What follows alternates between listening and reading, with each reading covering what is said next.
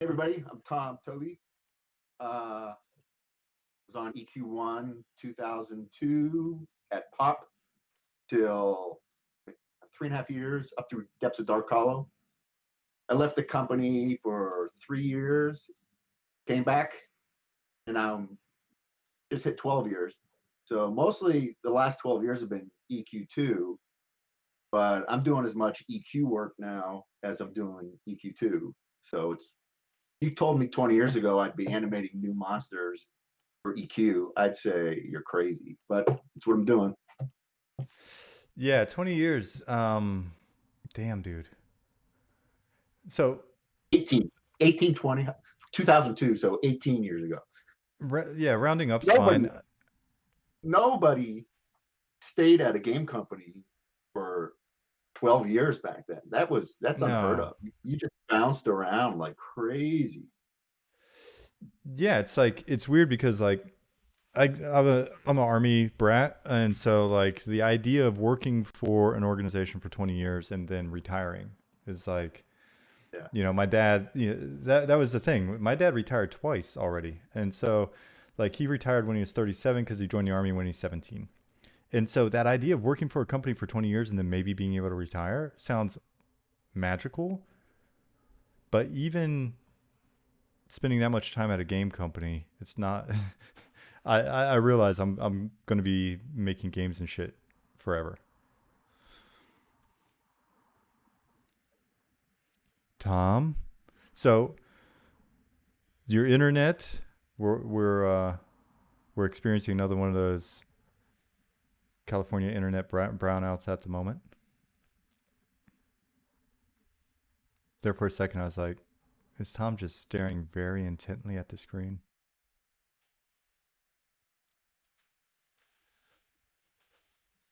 Or is that on my end? Yeah, Tom's a bit laggy at the moment. But we have turned up his volume. Um,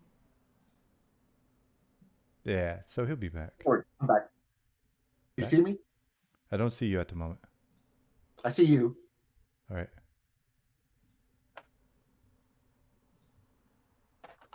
Let me try something on my end. See if we can get you back up.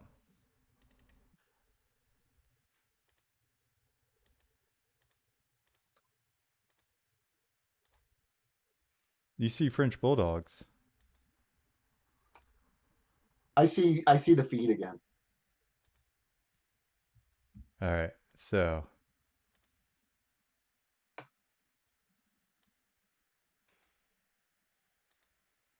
I have two French and bulldogs.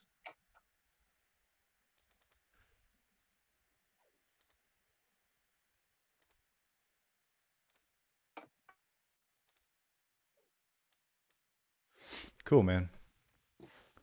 You're looking good now. Here we are. All right. Hi So, again.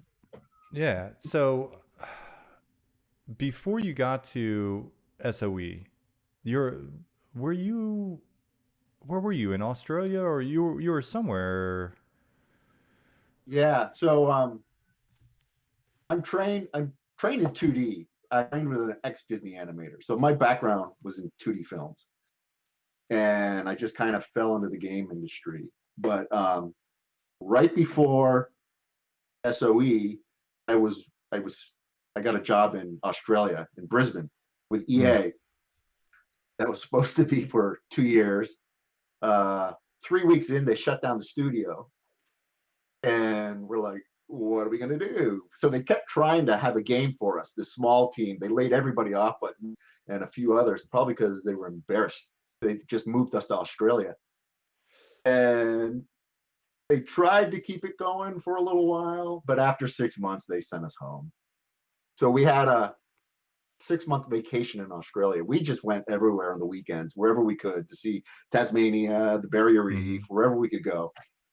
And but I came home, I didn't have a job. My wife didn't have a job, and we were staying with friends in Portland. And you remember Bill Yates? Mm-hmm. Yeah, I do. Yeah, Bill said, "Hey, they got a spot on EQ if you want to come down and apply." So they flew me down, and they were using 3D Studio Max. I'd never used it. So they Right. sit me in this room and they say, here. And they gave me the Luckland Barbarian and the Shiknar. And I had to do a test with them. I had to do a cast with the Barbarian, and I had to do just an attack with the Shiknar. And I had never used the software. I didn't even know how to set a key in the thing. So the animator who was there, Evan Sampson, I Mm-hmm. was running between the two offices asking, how do I set this key? How do I set this key? And he's like, well, do this, do this. And I made it through. And in about 2 weeks, they flew me down for the job. Planes of Power. When did you come in? Like, was it It was mid? March 2002. Okay. So Pop was already pretty far along, except none of the gods were done. So I was kind of brought in to animate all the gods. Soul Ro was my first character I was just about to say for EverQuest. Yeah, it that was Soul that Ro. that was the first one that came to mind that you did. Adam When McMahon designed them. mm-hmm. I think Dan McGibbon, I think Mac built them.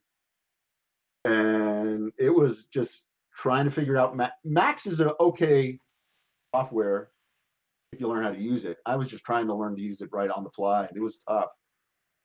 But people still like Soul Ro. Yeah. No, I can still picture him. I mean, super iconic. Um, and it was he had the staff swing, right? Doesn't he have like Yeah, he the did this, and he's like this, and well, and that's one threw of it the up in things the that air.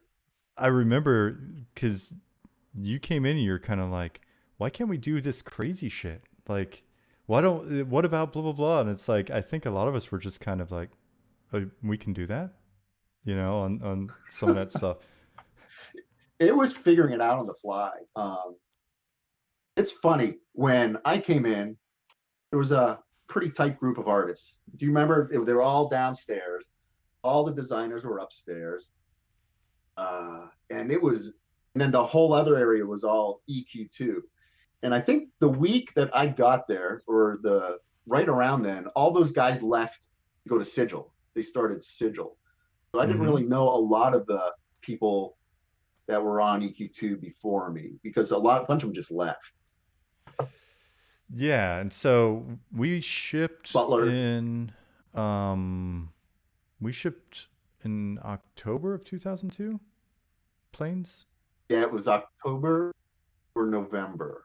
Yeah. Um, And so I think, yeah, a lot of people were already transitioning out when you got there, and then it felt like maybe the Elastic crew was leaving, um, and yeah, then we had new people coming in. There's a lot of transition at that point on the on the pop side. Yeah, I think it was just great timing because there was so much work and there was so much like opportunity to do crazy, fun, new stuff with the gods and the planes and everything. yeah, they were great. I've animated Soul Ro for EQ2 and EQ.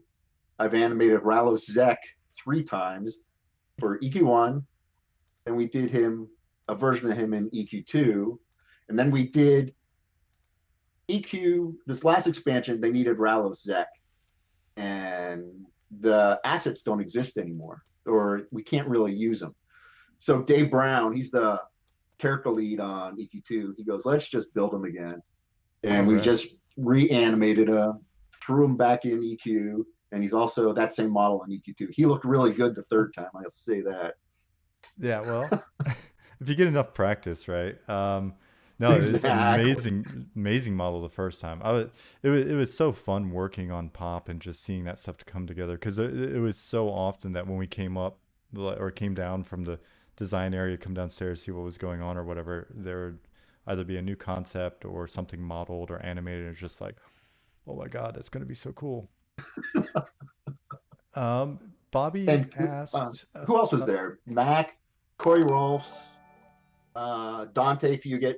He yep. was concepting and doing models. He did some of my favorite models, and Adam was building models, and it was just a really great group of people there at the time. Yeah, no, fantastic crew. And it's funny as you name people, I kind of picture different things like work and stuff beyond just personalities and really rad guys. Some of the nicest guys in the world. Like especially when you say Dante is just like honestly one of the most like how is a human that nice type people in the world. And then like but I immediately pictured some of his concept art as well, just like the pencil sketches of like different They're great. weapons and Yeah. characters. So Bobby Bick asked, did Tom animate Mayong as well? Which one was he? See, I can't. I think I did him in EQ2. I'm not quite sure if I did him. I don't think I animated him. Hmm. There's so many.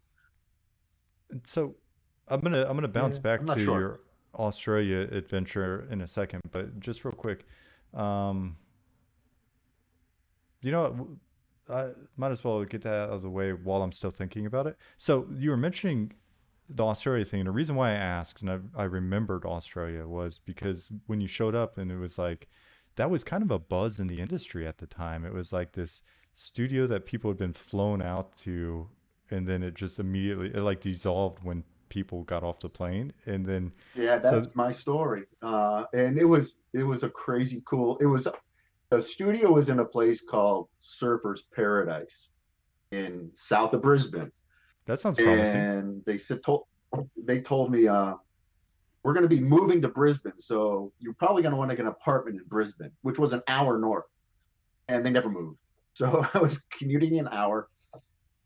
Surfers Paradise is famous because there's an IndyCar race. So they spend half the year setting up the city for the IndyCar race and half the year tearing it down. But when it's set up, you're driving through the city like you're in an IndyCar race. It's awesome. Just everybody driving Everybody, around. yeah, everyone just is. Perfect. It's cool. You're driving on the track. I, for whatever reason, because it's Australia, I picture that with like a Mad Max cars and like just desert background. I had a Ford Falcon while I was there. It was this big boat of a car, but that was I think the Ford Falcon was the Mad Max car it was based Yeah. on. No, that's a good I car could be for hitting wrong. stuff. Like that's a good car if you Yeah, just you need to glance something out of the way and not really exactly. stress. Yeah. I had a Our first Cutlass. weekend there, um, everyone's at the pubs watching soccer, and the cops just have roadblocks leading out of the city in certain areas. So I'm not used to driving on the right side of the car. Mm. So I'm coming into this roadblock, and I go up on the sidewalk, back in the street, and these guys go, "Oh, we got a drunk here," and they pull up, and I roll down my window. I go, so it goes up, American, American. I was keep about to going. say. Yeah, just go ahead. We've got a drunk. In that whole we got a drunk. No, it's an American. When you're in foreign countries, like it applies to so many things. Like, why is this dude so loud? And I'm not, American. We thought we American, had an incident here. Is that person being aggressive? No, just he's being American. I've actually run into American. that. He's from I'm California.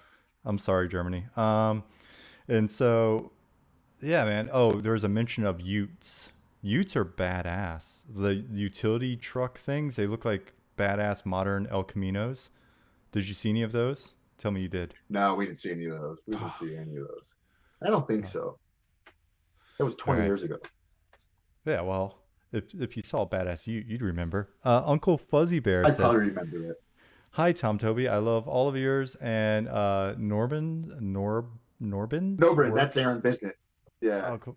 Aaron does a lot of he does some characters. He does uh, almost all the armor and weapons for EQ2. And I just finished a character he built for EverQuest 1. And it's going in this expansion. Awesome. So, yeah, Aaron's great. Now, he is he the guy that's in the crazy videos with you, or No, is that a that's different Chris guy? Atkins. Yeah, Okay. Chris is over. He's over at Intrepid now. Okay. Yeah, like Yeah.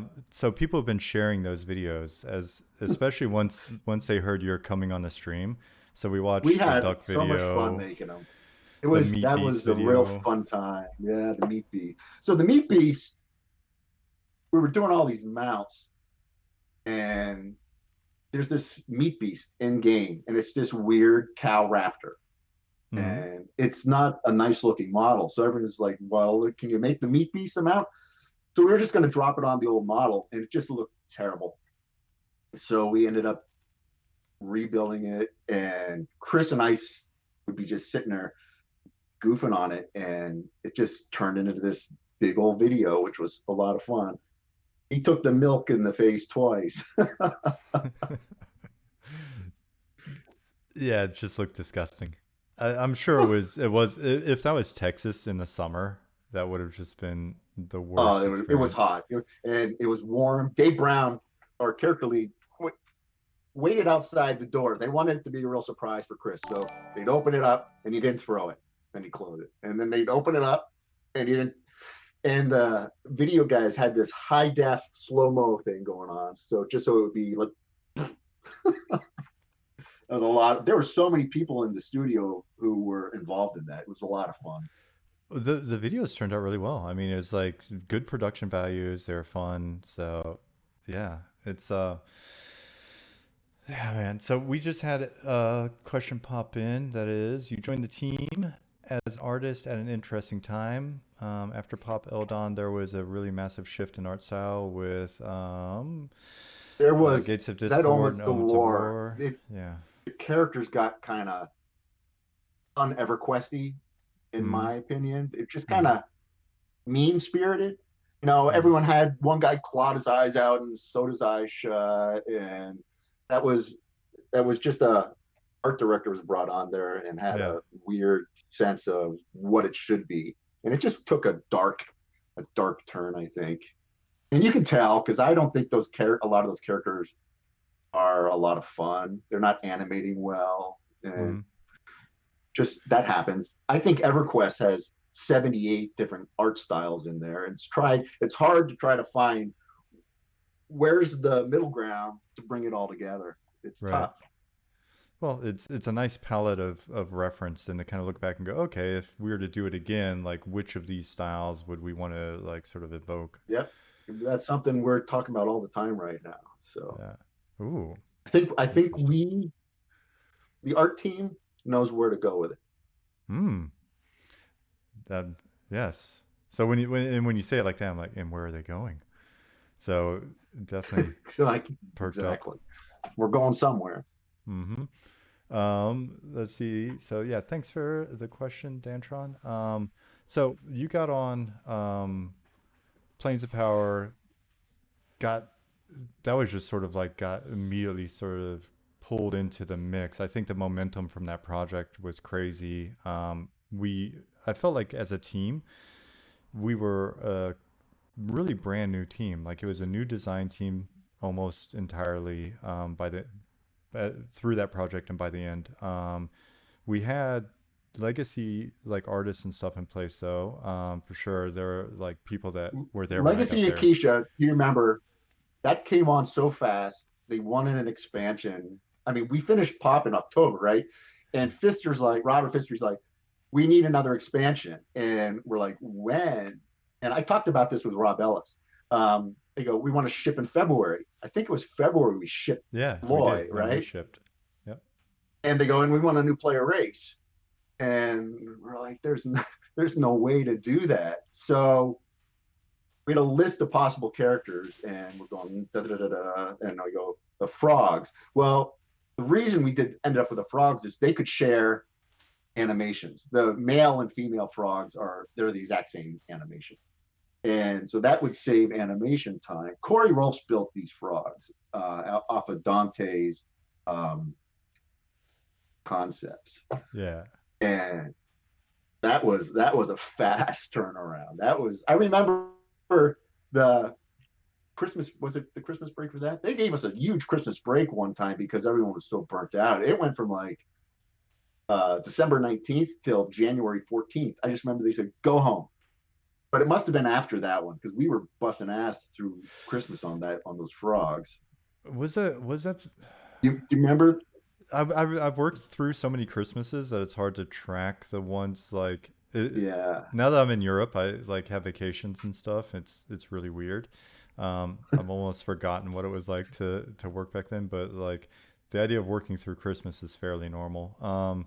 For some reason, I thought maybe we took a break with Pop I think we because did. Pop, we were just so amped and it went so well, and then we took the break with the understanding that we had very very limited time for Ykesha, but we had already quickly come up with the concept, problem solve things like because that idea of like, hey, we need to have a new player race in there. We were all just kind of like, how are we going to do this? How are we going to do starting city? All that. It So was a lot.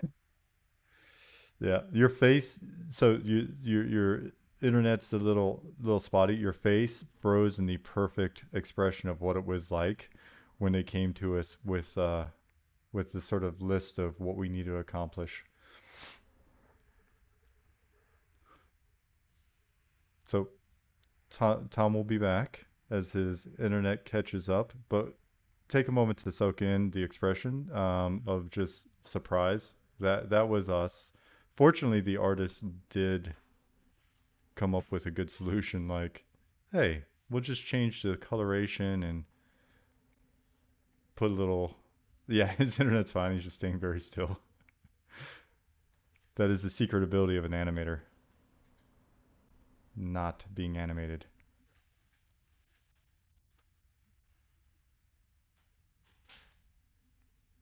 Let me look. Let me peek over at Discord and see what's going on.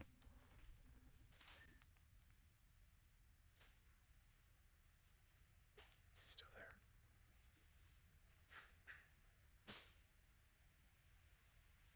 I'll hide it just so you don't see anything secret if I close things out. You guys keep trying to peek behind the curtain.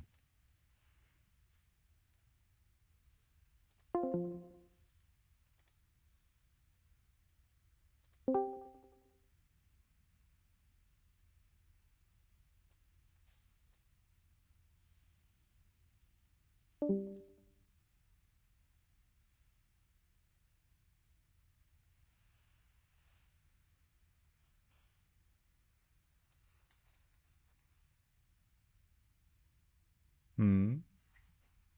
They can't see the green screen. I'm hiding it. Yeah. Tom may be resetting his router or something. So in the meantime, you guys can still ask questions. We'll get them queued up in chat when Tom gets back. Then we'll have some additional questions for him. What's that frog? What are you doing? That frog? Yes. It's a Froglok.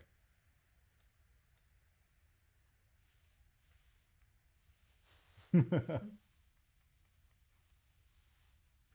yours? Yeah, I just made this frog in honor of Tom. His frozen face would have made a good emoji on Twitch, Wacky Marv. That's actually we could do that. We have the video. We can go back and take a look at that. I'm getting quite adept at using Illustrator, so I can, with Tom's permission, of course, probably do some beautiful art. Uncle Fuzzy Bear and the Great Vendini, thank you for your follows. Thanks for being here.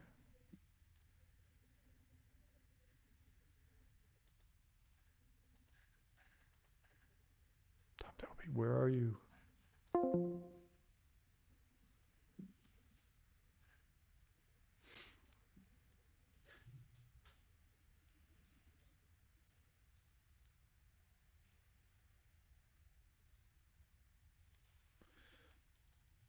While we wait on Tom, maybe I need to actually... You're back? Alright, cool, man. I was just about to play through the tutorial so I can get this box to go away. Alright, I'm going to give you a call, Tom.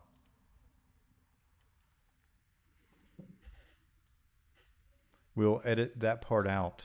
Not for the VOD. If you're watching the VOD right now, you're seeing this, but edit it out before I put it up on Spotify. You guys don't know about that yet. Oh, there's Tom. Sorry about that. No worries, dude.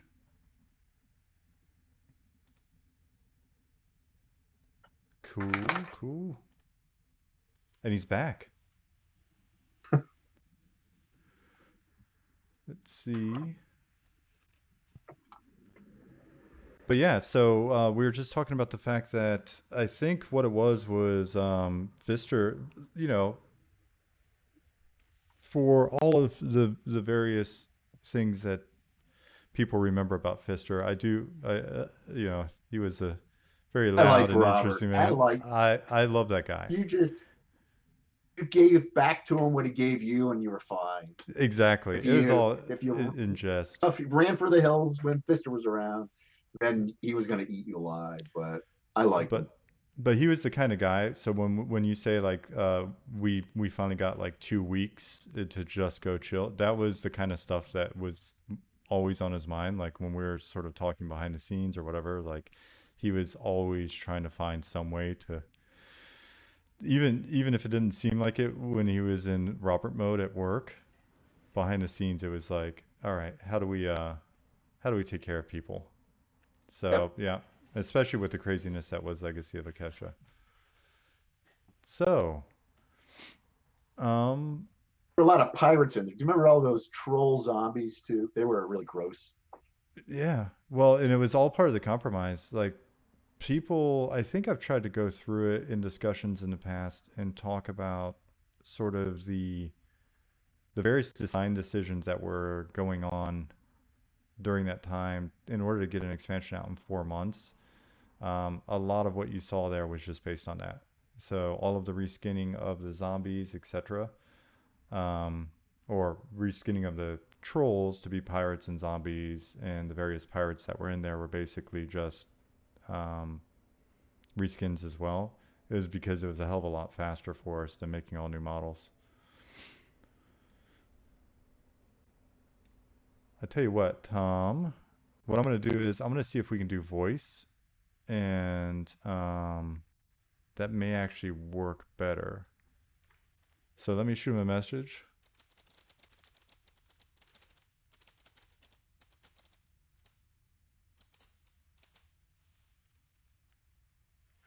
If Legacy of Ykesha had more time, what were some other choices of races, if you can tell us? I don't remember.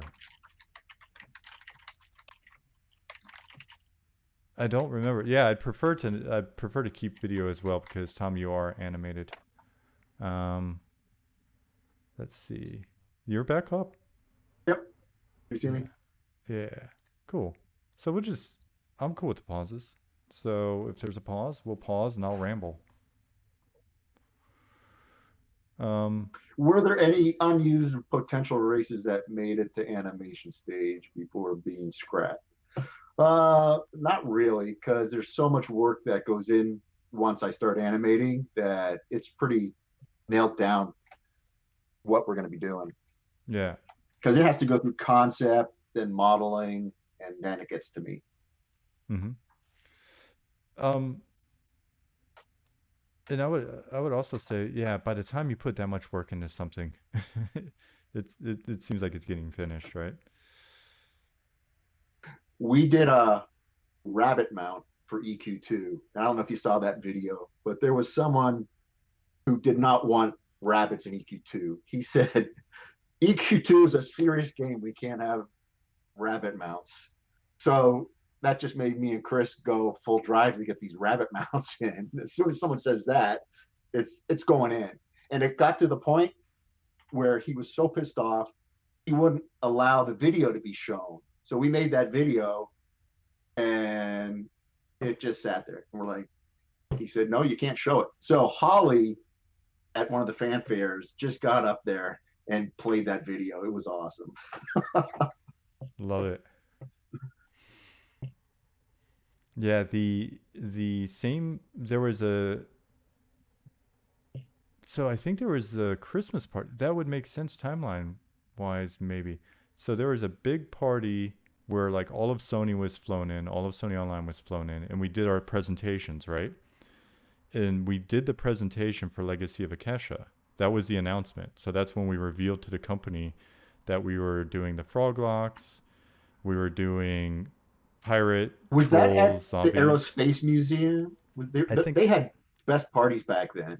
Yeah, it was some big, and so it was like big ballroom where like, and so I had to whip together the presentation because um, we had just come up with the concept, right? It was like it was so quick turnaround. They were like, "Hey, come up with this pretty quickly," and I had to present it, and so I go up there and like right before, and this is how I remember it. It may be complete bullshit, but right before entering the building, like in the parking lot, Rod, the studio head, like, the Rod VP Humble. there. Yeah. Yeah. Rod came up and he was with Fister and they both looked panicked. And he made the comment. It was something to the effect, and again, I swear this is how I remember it. Smed either hates pirates, but I thought we let him know beforehand. Or it was Smed thought we were kidding about the pirates and he hates pirates. Okay, good luck, bro. With the like, I have to go stand in front of like 500 people to let them know that we're doing Pirates. pirate troll zombies and froglocks. And so I completely lost focus and like just got up behind the little like podium with the concept art and stuff up, just clicking. It was all been whipped up like that week, and I'm like looking over at Smed. I'm looking at 500 faces, and I just like froze. I'm just like, so we're doing, oh Jesus, Frogs. frogs and pirates, but maybe not. Like maybe not. Maybe we're not doing any of this if Smed hates it. It was a traumatizing experience. So That's awesome. the love it or hate it part of the froglocks. We were talking about this before the stream. Has Yeah, that it's changed funny. over I the was years? talking on, I don't know if you talked to Rob Ellis at all. He does the EverQuest show on uh, Twitter, and he interviewed us because he loves the frogs.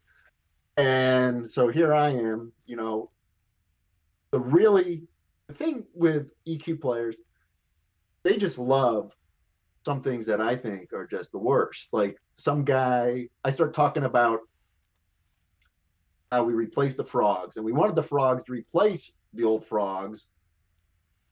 There were just these weird, twitchy things that I hate.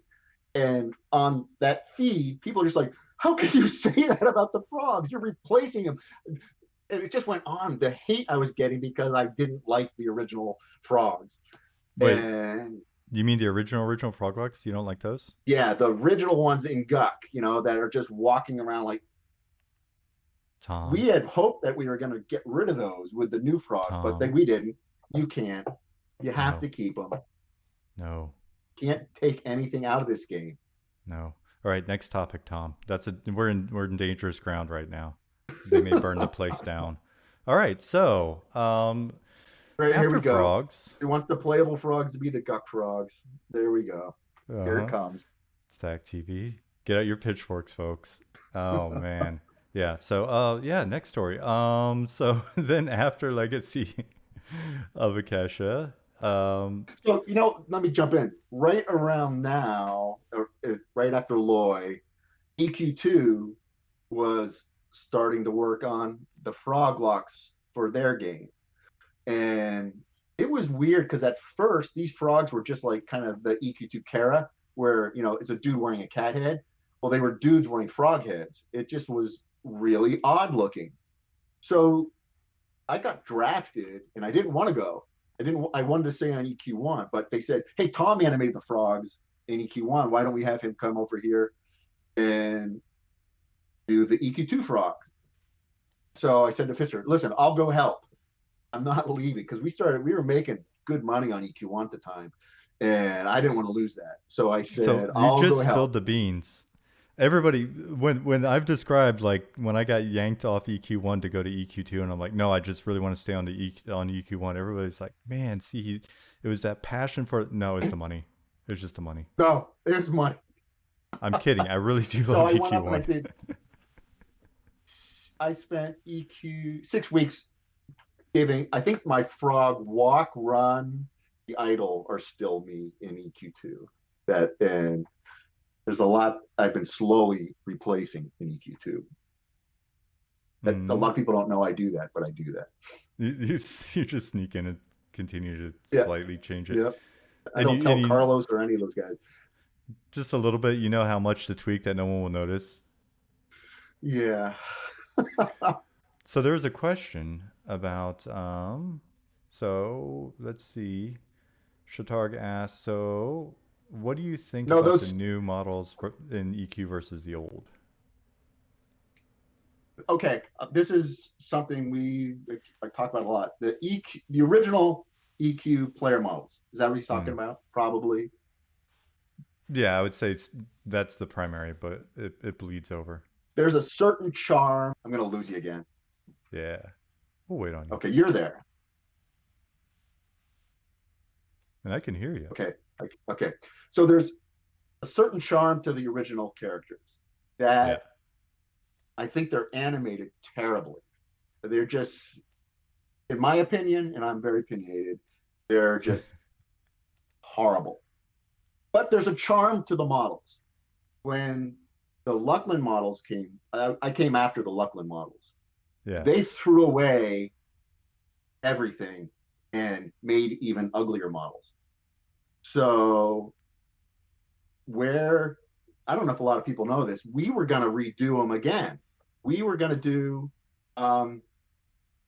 right after Lloyd, we started concepting new player models that took the charm and feel of the original and they animated. Hang on. Let me see if you can see this. This was our troll.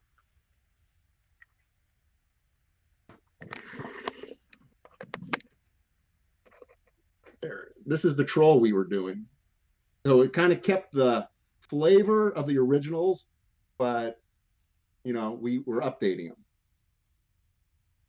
Here's our gnome versus the old. Oh, wait a second.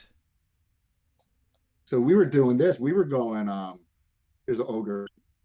Dude, this was around when I was there, right? Yeah, This has been around for a while. I remember this. So that's what we were trying to do. We wanted to bring that feel from the original models and just update them. Mm-hmm. It never went anywhere, unfortunately. So with the Luckland comment and with that little bit of video, you've got the crowd back on your side. And then so this blew up in my face. So Fister goes, "We don't have time to do a whole new characters. We don't have time to do this. Why don't you just redo the runs?" So there were 4 animators. We were just going, what? The Luckland models animate really badly. So we tried to do the runs, and he gave us like 2 weeks. So we rushed them out. We put them out, and I think a half hour later, after they went live, we reverted because people hated them so badly. But what can you do? You can't please everybody. No, you can't. We were just watching a video on that last night. It was a game design talk at GDC, very much on that topic. So, I mean, you were there for. I was off the team after Omens of War. Like I was gone for Gates of Discord, came back for Omens of War, and then was gone after that. How much longer did you stay? I was there depths of Dark Hollow, and that has 3 of my favorite EQ2 characters. And I did that little gnome robot. Do you remember him? I haven't seen him. He's really fun. And there was a werewolf that I really liked. And there was we did an orc that we loved. Players hated because it looked a lot like a World of Warcraft orc. But okay.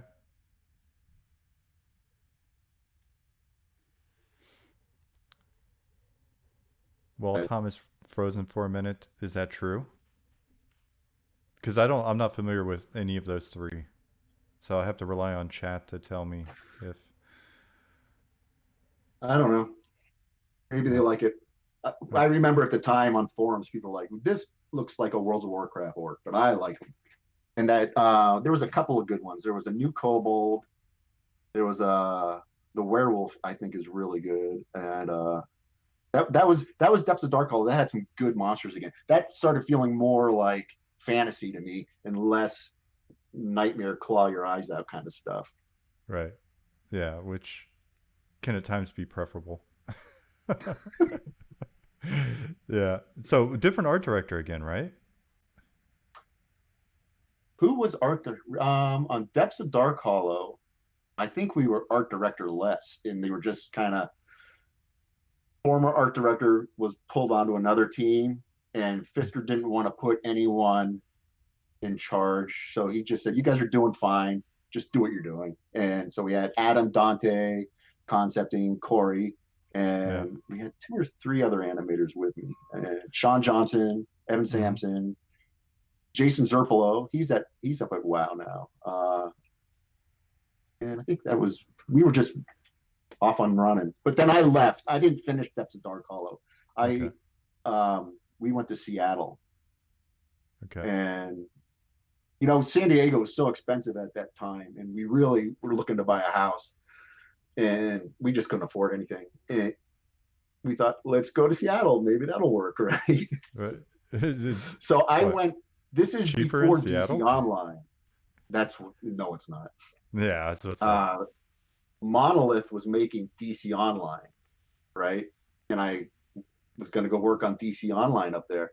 The week I got there, Sony Online bought DC Online from them. And I remember Russ Shanks came walking through the studio, and he goes, "Tom, if you want to come back, you're welcome to." But we had already started buying a house. So I spent a year at Monolith on a game that I really had no idea how to make. It was Fear 2. You remember the game Fear? Yeah. Yeah, I was working on Fear intimately. 2 for a little while. But it was a first-person shooter, and there was no dragons. There was nothing that I loved. So I only lasted a year there. And then I went and worked on Pirates of the Burning Sea at a small little studio up in Seattle. And that was a lot of fun. That game had the best ship combat I've seen before or after. But the character, the whole MMO with the characters was kind of just rushed in. It was rushed in the ship with the game, and it never was as good as the ship battles. No, I remember, and that's a fair description. It's funny you mentioned Fear too. So because you segue from DC to Fear 2, but then on DC, I actually spent a lot of time reading about the AI that was used in Fear 2, maybe Fear 1.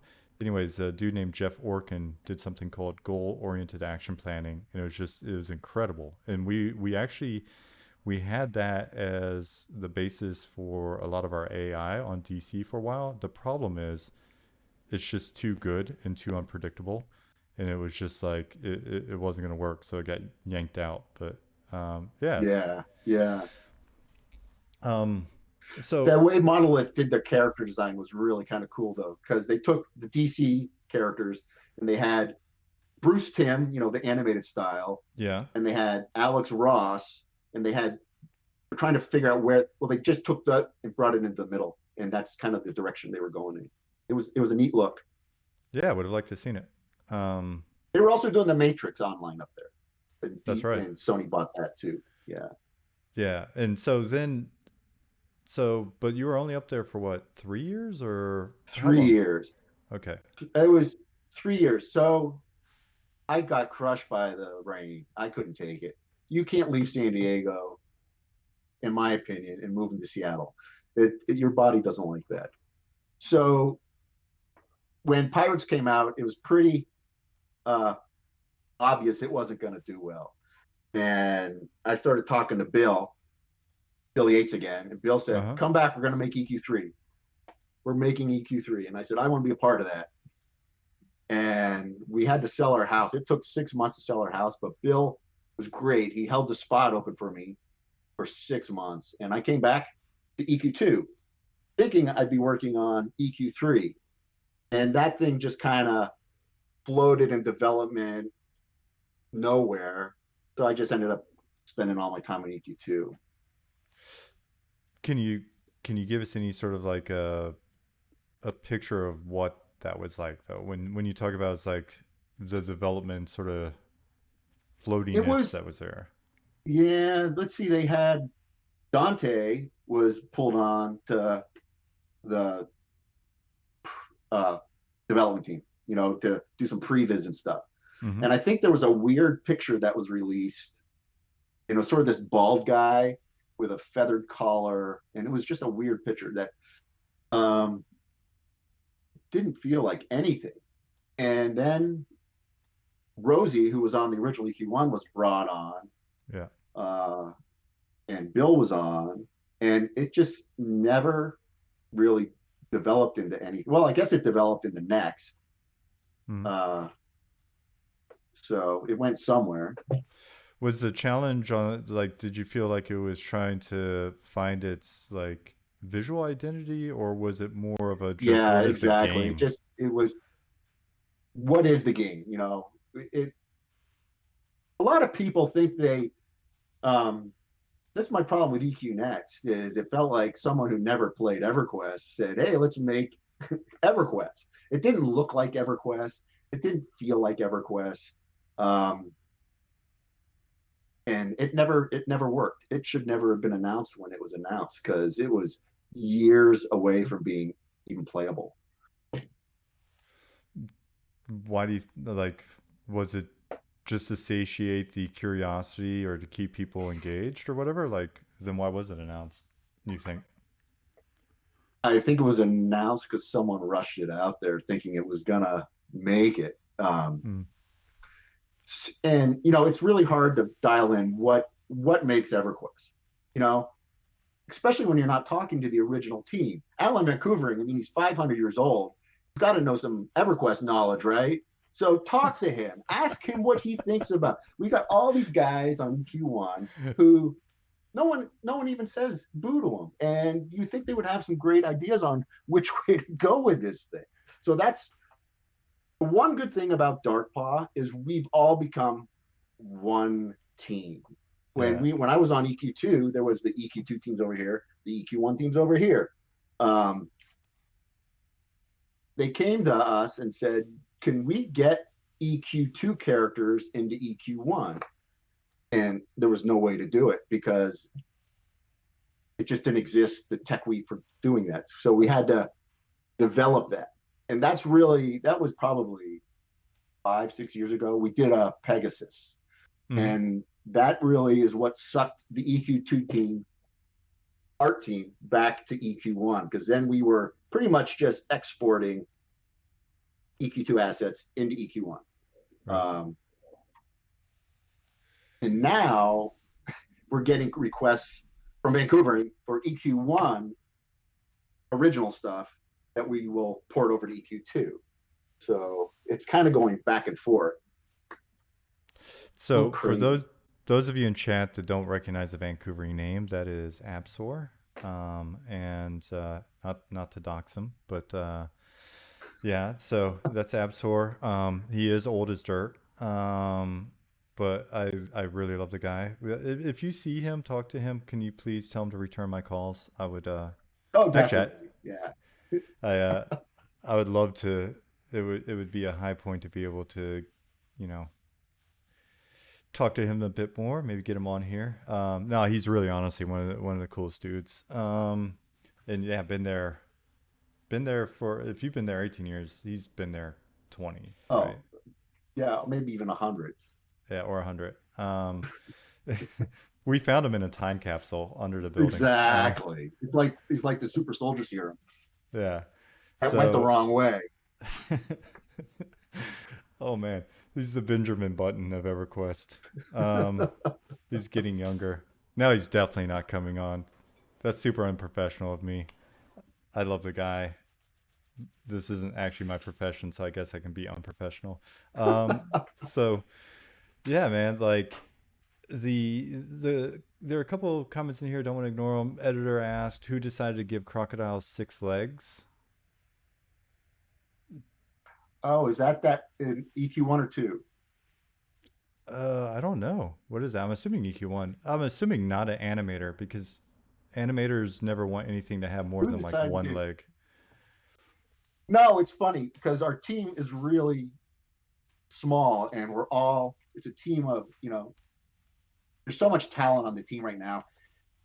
But you would think as the team gets smaller, the monsters might get a little easier.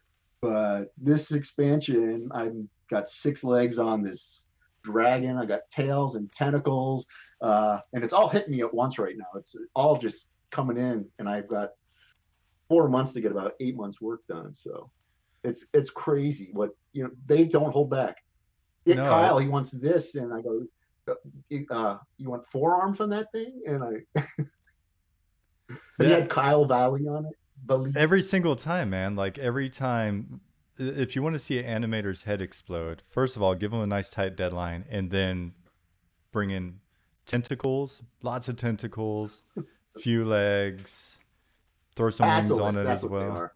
Yeah, That was basilisk those models. basilisks were done before me, but yeah, they have 6 legs. Zoidberg said, have serious FOMO now that I've seen the potential new EQ player models. They look like 75% done. Why not finish it? Well, those things, Why what he not? just showed you, he showed you a video that we were amped on That's when I 18 was years there. old. That's an 18-year-old video. So I don't know. Maybe at some point. So yeah, if I were going to do something, I would take the EQ1 original models, bring them up to today's quality, and we kind of did it. We just need to do it and finish it. Yeah. We've been having the same conversation on the stream, honestly. Like I've been playing the TLP server, like I'm on Aerodune.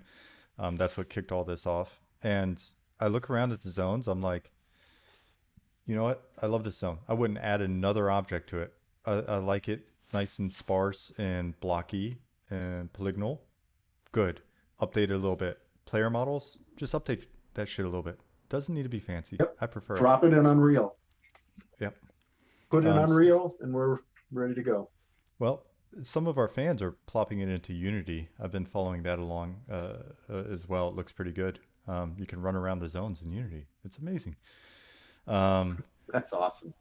so cool, dude. So then you came back, and at that point, like I have no image of what the company looks like. I don't know how big it is during those years. Like, When I what first can you? came back, it was still pretty big. This was 2008. Okay. Yeah, came back in 2008. There was still, I came back, they were EQ2, where I sat was where the EQ1 artists originally sat. So we had the EQ2 guy, art team downstairs. Uh, Upstairs was still designers, um, but it still felt like a big team. Then along come some layoffs that really some of these layoffs you just got to wonder who's making these calls of who they're laying off, because it really cripples a lot of the teams when they're not putting any thought into it. Um, we haven't had a particle guy in years, so we're the small artists who are there, small team tries to figure out particles. We really only use existing particles now that we can change colors and stuff like that. But that's Yeah. all Aaron Bisnet. He's had to really dive in, not only do what he does, but try to figure out the particle engines in EQ1, which is not that easy a task. But right now, so I don't Darkpaw, the amount of people in Darkpaw feel like one full team and not two separate teams, Okay. if you know what I mean. Even though we're Yeah. doing 2+ games, and we're going to be hiring. I'm pretty sure that's going to happen. We Yeah. already Because are hiring. We're looking for an artist right now. We're looking for a designer. So check out the webpage if anyone's interested. yeah, I You saw get a to few work with me. postings. Yeah, and that is definitely a plus. It's fun. Um, yeah, and it seems like the renewed interest. It feels like there's a buzz right now with MMOs in general. People are trying to Yeah. find an MMO. at the moment, right? And I know the TLP has definitely scratched a certain itch that everybody's telling me that's been here for various TLP launches that there's this peak and then just sort of you ride the long tail until like Kunar comes out, etc. So we're coming up on the Kunark release, so I'm waiting to see how many more people come back in again, and I'm really curious. I'm hoping it's big, right? Like I would love to see you guys continue to have like a lot of interest. Well, you got to figure, everyone's trying to find what is that. EverQuest has been around for 20 years, right? So there's something compelling there. So let's not try to reinvent reinvent the game. Let's take what is there and make it better, and update it, and make it look really nice. That's something I want to be a part of. I'm tired of cleaning up other people's junk. It'd be nice to be there from the start of something to really make your own junk. Yeah, to make my own junk. Let some other kid clean up in 20 years. Yeah, exactly. Yeah. Yeah, no, I hear you. Now, honestly, I've been sort of banging that same like gong for the last month or so. Is like, oh man, it doesn't have to be ultra creative. It doesn't have to like just to come in and take the things that are working and polish them up and start over and build in a little bit of headroom. I'd be happy working on that. I don't know if there's a market for it. It feels like there's a market for it. I think so. I think there is.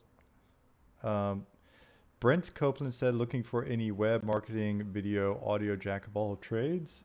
I'm not sure. I'd have to look, but there's we keep checking the website because there's stuff going up there every day. Not every day, but every week.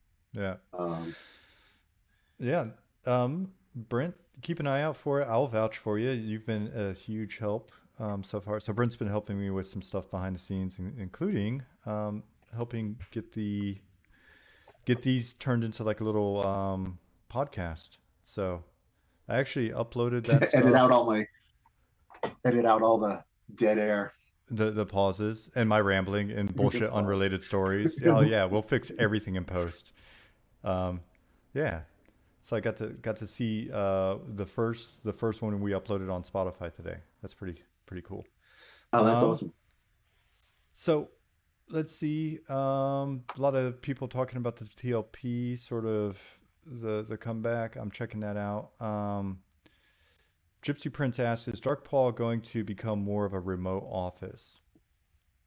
We pretty much are right now. We got 10 guys in chat all day long. It's really, the office was so spread out and so empty there for a while that it took you 5 minutes to walk over to see the guy you needed to talk to. So you just pretty much stayed in chat anyway. So I don't know that it's going to be completely remote because it's not working for some people. I'm having a great time. I'm saving a ton on gas. And I love it. I love working at home. Yeah. Do you I think they all like me working at home too.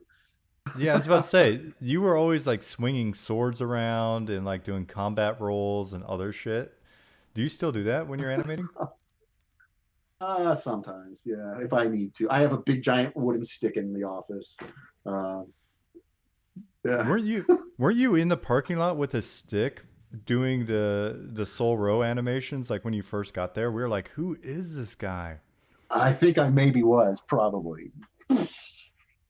I'd probably hurt myself. Yeah, so it's interesting because if it stays remote, or mostly remote, or people that want to work from home or whatever, if they're continue to be allowed, I do think there's a really great opportunity for companies like Darkpaw to find talent that wouldn't otherwise either be able to take the risk to move to California, or can maybe work on contract and you can feel it out, and then it's not as big a deal if it doesn't work out. And there's so many passionate people in the community. Your pool. Yeah, it expands the talent pool for sure. We're hoping to bring on some junior guys, just to get the training and get some new fresh faces in there too. So I I was think teaching at the it's Art Institute here in San Diego for a while, and I was teaching intro to animation, mhm, and I was able to bring a couple of those guys uh, into the team, and we would intern them. And then if they did okay, we would contract them. And then after the next phase, they got hired on full time. And one of the coders on EQ2 was one of my students, and he's doing that's really good. badass. Dude, Yeah. I think it's critical because the thing too is there's so many passionate people in the community. And it's interesting because we talk a lot in chat here, and so many of the people that are in chat, I'm like, well, how old were you when you first started playing? And so many people were like 10, 11, you know, like in that range. Um, Bunny, I think you were like 4 or 6, right? Like super, super young.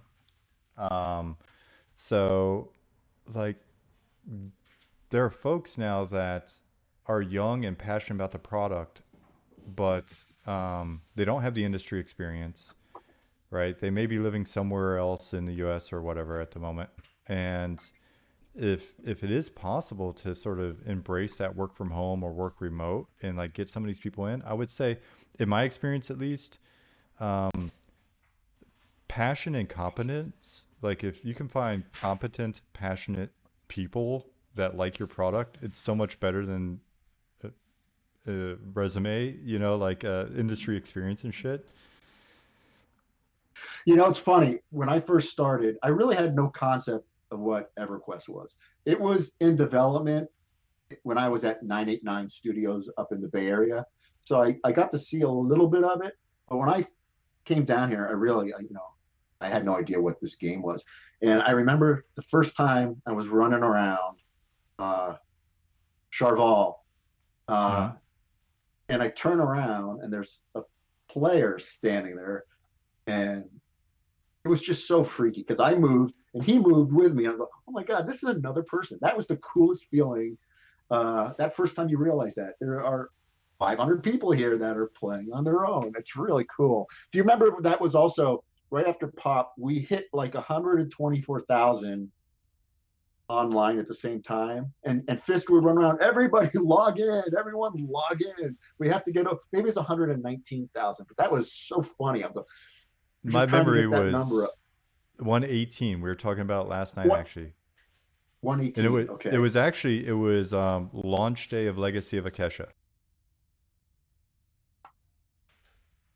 We had done well with Pop, but Legacy of Ykesha's concurrents were the highest if I remember correctly. Let's see. Wacky more. Just a pet peeve of mine. I wish more model had sit, stand, and crouch animations when used as player illusions. New stuff. I try to get that in there. We can't touch because those files we just can't really access anymore. So I'm not touching the old player stuff anymore. I might be going out here a second again. You still here? No, I'm good. Yeah, I'm Uh, just oh, oh, you're fading. I've been muting off and on a little bit, some background noise in our tiny little apartment. But if we are both muted at the same time, then that's not going to work. Zoidberg says Sean's talked with a lot of guys who have started as GMs and moved into apprenticeships. Do you still make those kind of vertical transitions with positions, or has the industry matured enough to where it's required to have certain experiences? Um, I won't speak for Dark Paul, but I will say that every company that I've been at, I've seen it. So a lot of getting your foot in the door through just relationships that you build with people that work there. So if you're doing like game jams, if you're just sort of hanging out in industry circles, etc., if you're playing games with people who are working at a company, that's actually pretty helpful if you don't have like a built up resume yet. Um, those like recommendations or references from people that are like currently working there are helpful if you do have something that you can show. If you've got some demonstrable skill, right? And with Unity and Unreal, the open source one that I shared.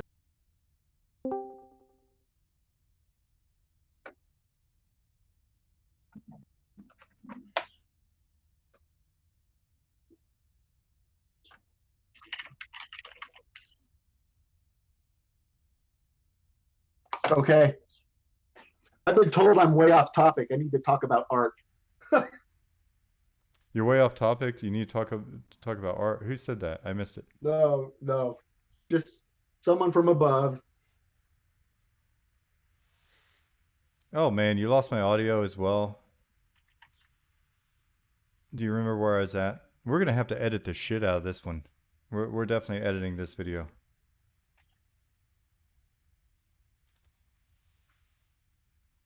Let's see. I'll reset your camera.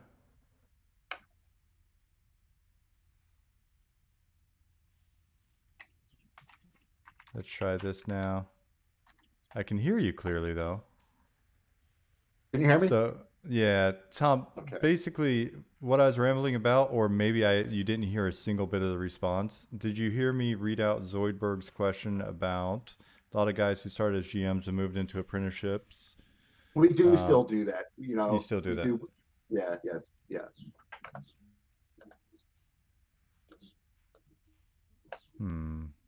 Okay. Seems like it's a mix of passion, technical abilities. Yeah, and you've got to find some way to demonstrate it, right? And I will say though, if you're just coming in completely cold, it's more difficult, right? You've got to find a way to build a relationship with somebody at a company that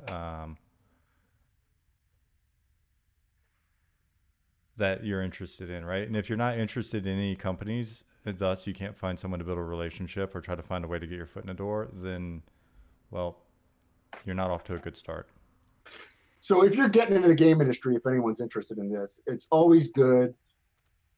I don't want to say you want to have skills all over the place, but I rig and I animate. So I build the rigs and then I animate. I don't really do a lot of concepting anymore, just because I have to be working full time on animation. So we got guys doing the concepts, and we got a guy building the models. And it's good to have a few different skills, though, especially if you're an artist. You don't want to just be the animation guy. You know, then you're dead when nothing else is going on. You know, you're waiting around. Whereas Dave Brown will build a model. I can take that low res, rough model, start building a skeleton and animating. So we are going side by side, you know, in tandem building these characters. And that really helps speed things up, just to get back to art. Yeah. So, Tom, your camera is off. Is that intentional? Oh, here we go.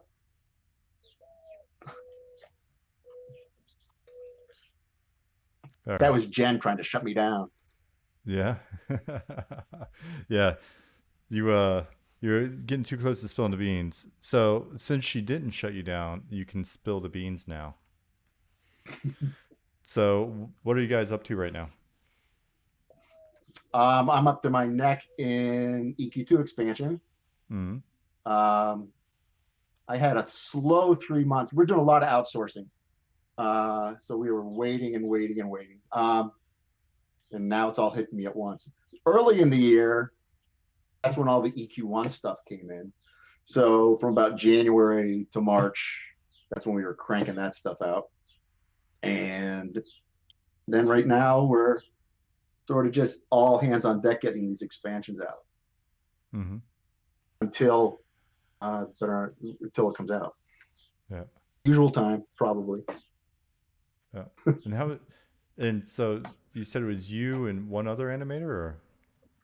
Nope, I'm the only animator. Okay. We have Dave builds models, Aaron builds models, Alan Bond works all over EQ. Kevin Leighties and Shannon are building environments. Rick Reynolds is building EQ2 environments. So we're a pretty small team for the amount of work that we're cranking out. Yeah. I think when people look at some of the team sizes that get announced, or you just sort of you see that there are certain games that have been worked on, or certain MMOs that worked on. It's like 800 people to get it launched, and then they, naturally lay off half of that, and they get down to like a 200 to 400 person like team, and then over time you see that burn rate's Oh, insane, and that 200, goes down to 200 people. And I think there's this image in everybody's mind that in order to make an MMO or maintain a live MMO, it's a 200 person team. And I've worked on one 200 person team my entire career. Yeah, I haven't. It's always been. How big do you think the EQ1 team was when we were on Pop? Um, 100, I would think. I keep saying around 70, but it could be as high as 100. But I thought it was like maybe 70. Um, DCUO was Yeah. like 200 when it was like all hands on deck, when like everybody in the building had to try to get out the door, I think. But I think Alan is probably the longest person on the team, but Shannon Parnell, he's been there since before I have, was building environments. So he should get him on here too. I don't know if he'll talk, but who knows? yeah, He's still building zones. yeah. When you said Shannon, I was like, I'd seen when I was going through like LinkedIn, I saw you still there. That's pretty amazing. Um, Yeah, yeah. And I'm um, probably missing some names that I probably should give a shout out to, but sorry if I missed your name. oh, so someone has linked the credits, or saying just look at the EverQuest credits.txt should be a good starting place for you to pop team. Oh, that would be fun. I need to go through that. Um, and there was How another far back in question. time can you edit old models? Which expansion files are Yeah. still readily? Well, almost none of them, because everything has been built except for the last 5 years in 3D Studio Max. We don't really use that anymore. And there's some old files that require such an old version of Max to even open. Um, Dave and I were trying to get, there was a golem that was in Max, and he was just trying to change the color. And every time you were to export it, its one leg wasn't working. And there's just some ghost in the machine that would not let that leg work. So I think we rebuilt that in Maya and did it all again. How far back? I mean, in terms of just files even existing, how far back have you seen? Like, where do you think the cutoff point is? Actually, we did take. I was just messing around with the Barbarian male model, so that's still there. The Luckland model, the old player models don't exist. They're not even. I don't think they're on some hard drive that probably was in someone's attic now. I don't know, Yeah, but we can't even touch those. Yeah. yeah. Frank the Bank has a suggestion. Says just name it Crazy Legs. Make it a little bigger. That's the trick, man. You just make it bigger. Have a I was wonky just leg. corrected. Files for everything exist. Thank you, Chris Black. Now, art files, that's another thing. Oh, oh, I forgot that you have the crew watching. Oh shit. Oh, I got the whole team here. Yeah. They're just making sure I'm talking about art now. Okay. Is that who's been telling you to stay on topic, stay on art, Tom? I Stay thought I on was like topic. I was like nobody in chat actually said that. What is Tom talking about? Oh, I forgot. He's got I got the whole team here. I didn't the want to say team. hello.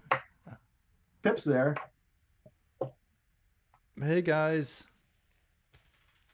feel free to make your presence known. Alan Vancouvering, I was just kidding when I said that you were ordering dirt. The whole Benjamin Button thing wasn't funny. I take it back. Please come hang out. Yeah, blink twice if you're in danger, Tom. Oh, Dustbolt it's fine. said, It's do fine. you expect a UI UX refresh? Are you allowed to answer this question? That's not something I really am even privy to. So Hmm. sorry. If I So ever expect Yeah, someday. Oh, do you ever Who expect? knows? Yeah, at some point. Yeah, yeah. Now that we're being watched, I feel a little more No, it's fine. tense now. Oh No, my don't. God. You're fine. I'm trying to figure out a way to continue to veer you into dangerous territory without having them I'll just be quiet. so Project 1999. I don't have yeah, any are you thoughts aware of on it? that. Sorry. Yeah. I'm aware of it, but I only have time to play one game, and that's mostly EQ2. And I Hmm. try to keep my character up to level just so I know what the designers are talking about, and I can talk about the game intelligently. And EQ1, I did go into EQ1 because we did a lot of EQ2 versions of the EQ1 Luckland characters. So I went in to see how they were running. The little Netherbian dudes, the Shiknar, and I mostly just spent my time running in, dying, respawning, running in, dying, and I try to catch some screenshots of these guys, but that's Mm-hmm. pretty much my EQ1 playing nowadays. Mm-hmm. So there's a question in here: is which EQ animation is your nemesis? Like, which animation still gives you anxiety? Okay, there's a character in EQ that there's a certain joint count we have to adhere to, and there's a certain so when you're building a character, you want to take that into account. There was a centaur, female centaur horse thing who had flags, and she had a ponytail, and she just went way over the joint count, and she had these weird legs that were only kind of coming out of this cloth, and it never looked good. And I told him it wasn't going to look good, and I don't know if anyone's seen that character. It was in that Moments of War or Gates of Discord, but I never liked that thing. Was that was that a Gates character? Does anybody remember? I think so. It just never animated well. The goat? A goat She was like centaur? a Valkyrie. No, she was a Valkyrie centaur. I know But it's in there. was it a horse bottom or was it a goat bottom? Horse bottom. Horse bottom. Oh, now Chris Black's here sending me all the old files I said don't exist. All right, they exist. Link the old files in chat, Chris, if you would. If you can give us access to that directory so we know you're not lying. Let's see. Is there... How much do you say in the art direction of an expansion or NPCs? Well, we moved so fast that Dave just lets me go. He will, if something he has a certain thing he really wants to see. We just did a character that I animated totally off of what he thought it was. I had to go back and fix that. But, we're online together all day long. Just, what do you think of this? What do you think of this? So it's a quick back and forth. Mm-hmm. So I'm trying to... we found the model in question. We did find the model in question, and it does appear to be a goat. A goat? Yeah, my dude, it's a goat. Hold on one second. Maybe it's a goat. Does she have flags on her back? Yeah. I can't see I've got my OBS is lagging pretty heavily right now. Yeah, that's the stupid thing. Oh, I hate them. I didn't have any joints left in the face for the eyes. She just has this dead stare. She had the legs of a goat and a dead stare. Oh, she's terrible. So, yeah, that's one of my least favorite characters. Oh, man. Skirts get to be a pain too. When Uh,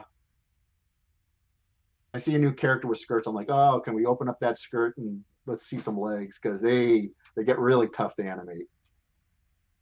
So it's not like you're an additive problem. If you open the skirt and show leg, it's not skirt plus leg. No, it's the kind of skirt that are full skirts. Um,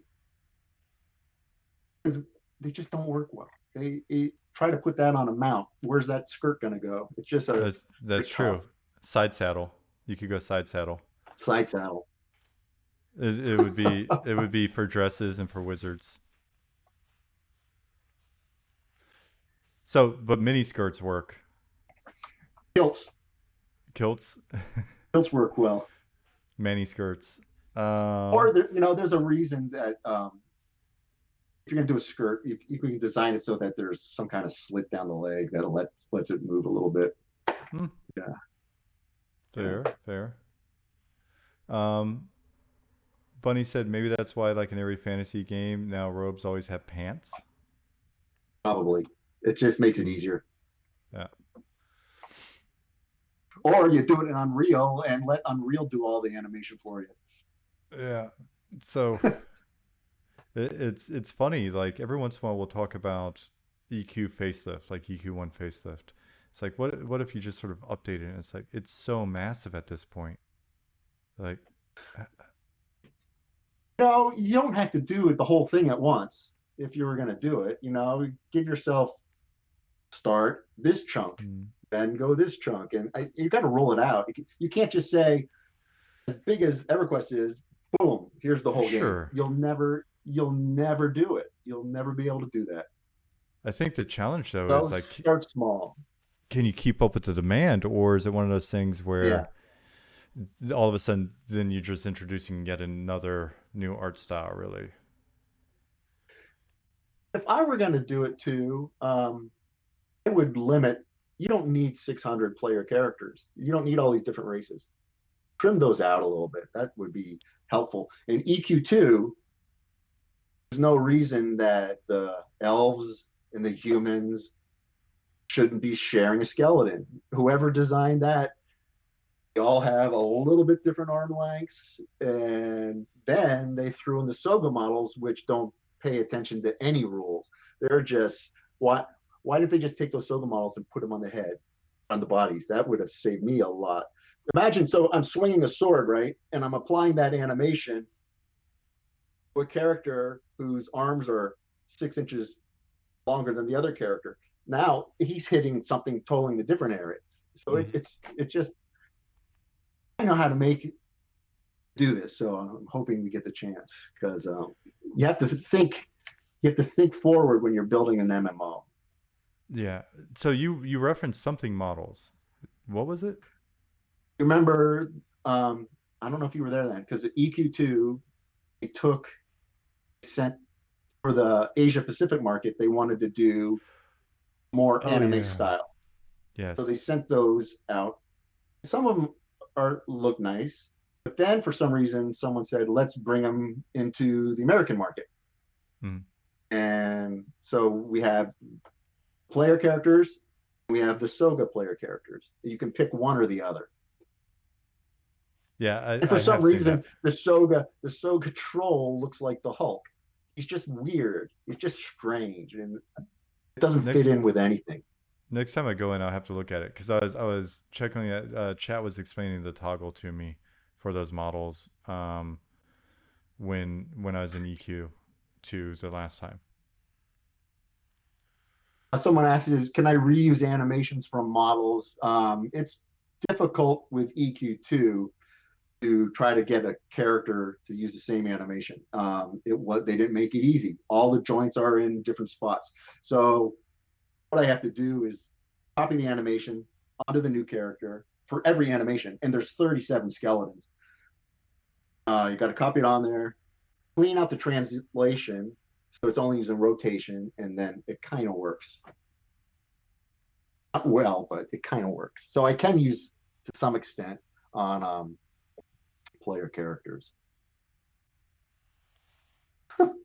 Is that Bard in EQ2? My Bard gives himself a tracheotomy when he's singing. Frank, is that EQ1? Yeah. Yeah, I'm not touching that one. Yeah, in that case, it's sorry, it's just it's gonna be that way. It's Um, gonna be that way.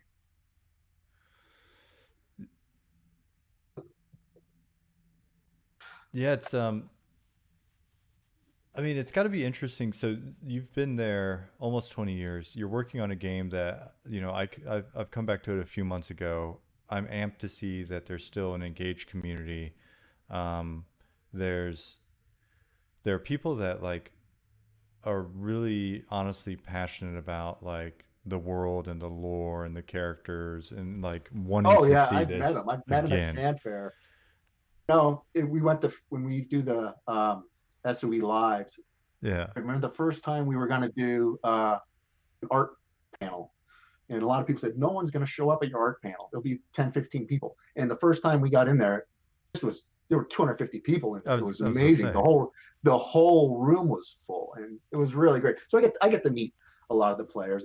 I kid around with them on the forums. So that you can see how passionate they are. Just the fact that some guy is pissed off at me because I changed the frog. Hmm. Sorry, I didn't mean to take out your character.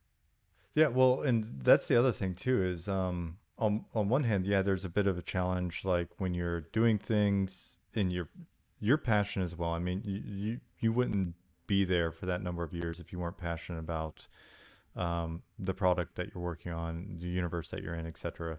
Um, and so it's like the individuals that are doing the work are passionate, but I also know how taxing it is when you're like passionate, you're trying to do the best thing possible given whatever circumstance, like the change is necessitating or whatever. And then when you get that negative, which is inevitable, it's like, oh man. Oh yeah, of course, yeah. But it's if and this is like that Gordon Ramsay thing. Like years ago, I watched all the like Kitchen Nightmares, and there was always like the people that had like a restaurant that was like, well, but no one complains. And he's like, yeah, they just don't come back. They don't give a shit, right? And so I do think when people are upset about the change on a 20-year-old model or whatever, that just shows like people still give a shit. Yeah, that's why we can't change a lot. You have to um you, when I'm changing something on a character, you got to really think, okay, am I doing this for me just because I don't like it, Mm-hmm. and or am I doing it because it really needs it? So there's got to play that back and forth too. You realize how passionate these people are. We had uh, some kind of community summit in the parking lot one time, Oh, I and remember. this guy came up and said, um, "Play EQ2, and when I was stationed overseas, it's how I was able to connect with my family. We played EQ2 together while I was stationed there, and it really brought home how important this is to some people." Well, I mean, I haven't played nearly as much as many, if not some nights, most people in the chat, right? Like people have been playing for 20 years. And I still have some of like my best memories. I don't remember shit about San Diego, to be honest with you. I remember some mountain biking on the Really, weekends, but I played EverQuest whenever I wasn't working on EverQuest. Like I can tell you all about like sunsets and Oasis. I don't know if I saw a sunset on whatever the hell beach is in San Diego in the 6 years I lived there. So that's awesome. it's an important part of a lot of people's history. Does the team kind of get Remember, that now? remember we redid the graphics engine. Yeah. This is 2005, and I just remember shaders and on the characters just all of a sudden just went, wow, look at this. This looks really good on the newer characters. And I remember there was a sunset somewhere that looked amazing, and you just be like, this is EverQuest.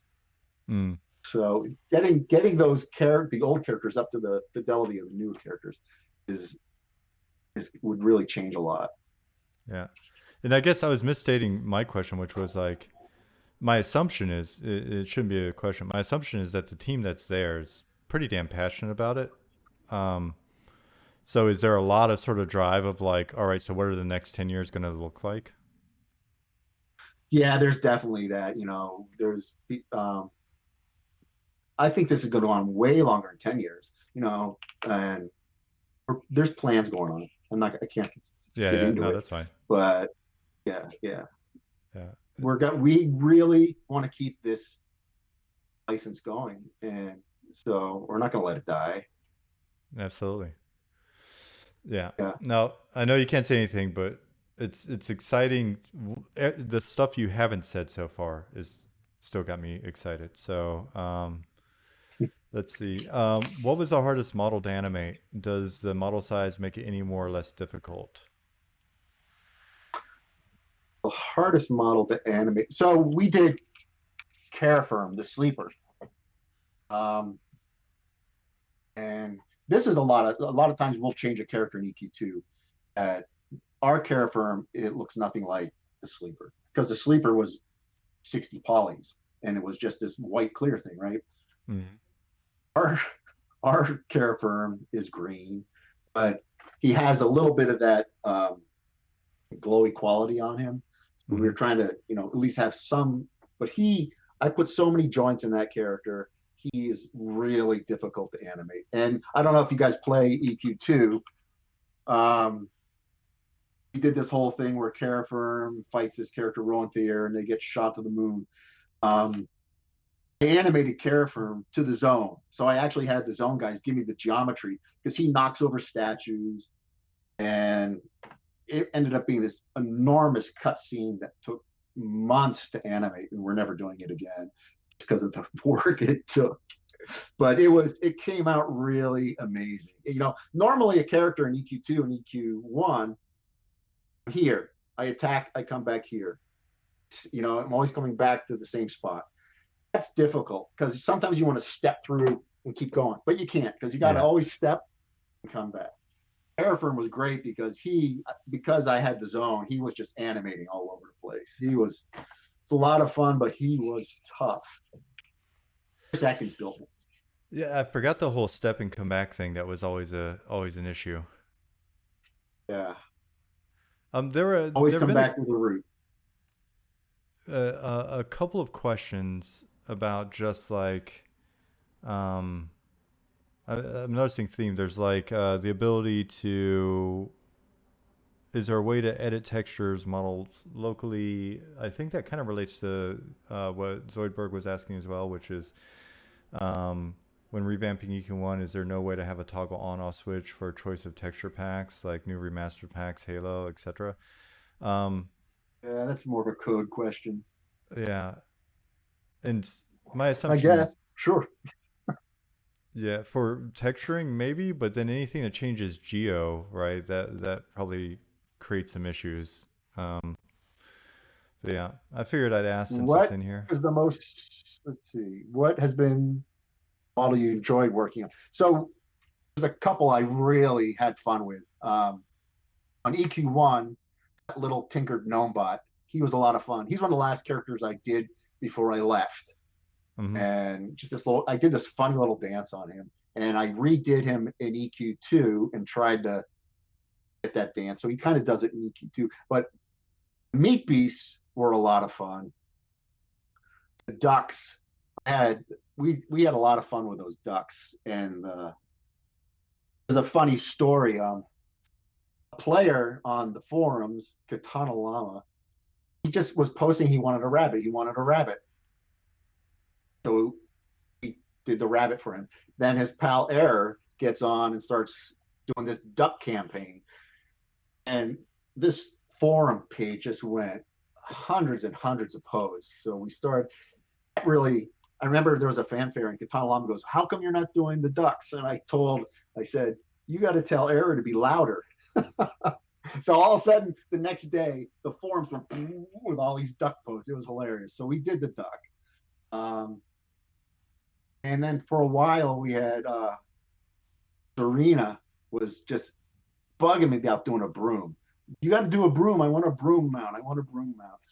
So knock out the broom mount, but we teased all of them for about a year. I had a countdown for, okay, 732. And I was like, what number is that? And that was the days till we were going to release this thing. It wasn't, maybe it was like 180, but I counted Okay. down every single day. 179. No one knew what it was. Well, I guess they kind of figured it out, but eventually we did that broom mount came out, and that was a lot of fun. And there was almost no animation in that one, but that was a lot of fun. It's Froglok surf on the broom. What Yeah, in the world? they ride it like a skateboard. I'm gonna have to if somebody could link the gnome, the clockwork gnome in chat, that would be awesome. I'd love to like see a picture of it. Otherwise I have to Google it afterwards. Zima said the death animation on the gnomes riding the mechs from Secrets of Fedor is epic. Oh, that Nice. one was a fun one. That character was so fun. Yeah. The mechanical sure arm that. snaps the neck of the gnome riding the thing. What? You do something nuts. If I can get something in like that where I'm just having a lot of fun, and the idols, characters, tool users. Hang on, I'm just looking for that tinkered bot. Oh, thank you, Sna. Oh, I've No, seen these don't see guys. it. And then We I have- did a T-Rex in EQ2 that this is funny. When I first started, there was this whole back list of characters that were from outsource, and there was a T-Rex, Stegosaur, and I was just animating those in my free time because I love Tyrannosaurs. And that thing finally went in, but Dave Brown EQ2ized it, so it's not a T-Rex. It's like all gnarly bumps, and it's a good one. The Stegosaur was really great. I animated every single one of those scales, but when Dave built the EQ2 version of it, he didn't have any scales, so you don't see that animation. Do you guys? So you mentioned outsource. This is just a random curiosity question from my end.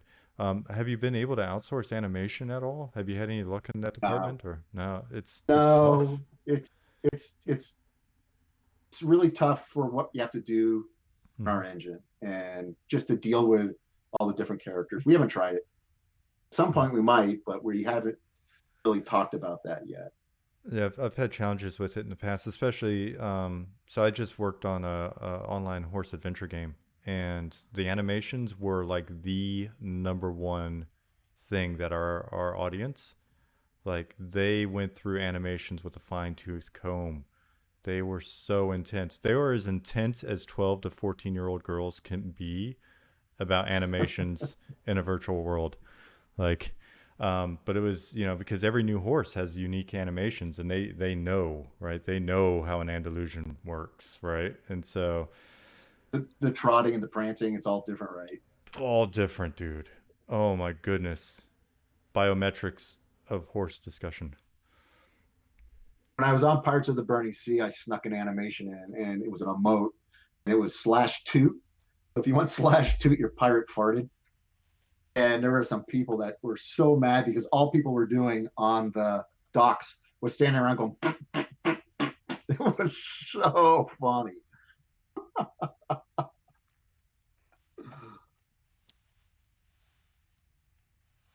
You got a number of 2 question marks in chat. Let's see. Number two, /toot, not number 2. I should put that in EQ2. /number 2 is a different animation.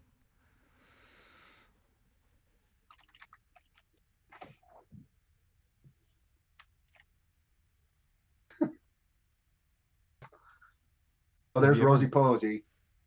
Mm. Here comes the trouble. Have you ever won the Giggle Gibber Goblin Lottery? I don't know That's what that is. EQ2. Hmm. I don't know that I've ever played that. Yeah, that Steam Suit Gnome mech was really good. Oh, it looks amazing. For those of you just listening in, No, that's EQ1. I don't know that I did that one. I did it in EQ2. See if I can find it.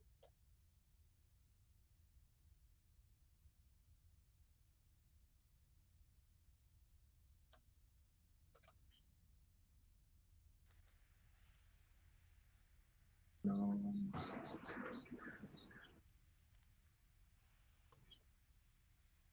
No, I don't see it.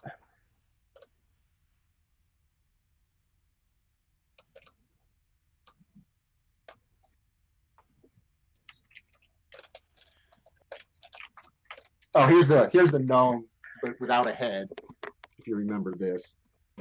So this was the EQ2 version of that EQ1 character. I don't know why he doesn't have a head. Hang on.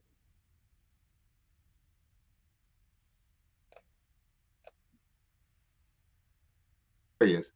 Oh, there he is. Okay. And he had some fun. If I can get some fun idols in there.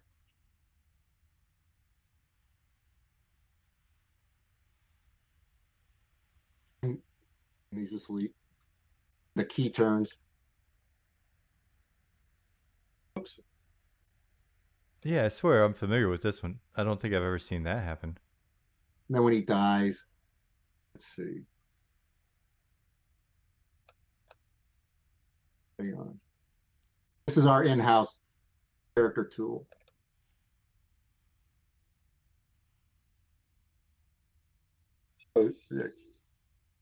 Oh, wow. So if you're just listening, I don't even know how to begin to describe that to you. You'll have to So just that's click the video. characters like that are a lot of fun. How much like how much is it specific direction from designers or from someone versus you kind of improvising when it comes to animations?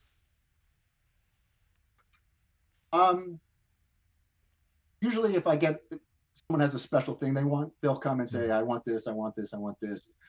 And we'll go back and forth. It's Chris Garlick, he's an EQ2 designer, usually comes up, and Carlos too. Carlos Moore. They're the guys that really want, to be involved. And Carlos will come up with some stuff that you're like, well, I don't understand. We'll get there. Chris Garlick, we just did the cowboy themed zone, and he goes, I'm gonna put a mechanical bull. These characters are right.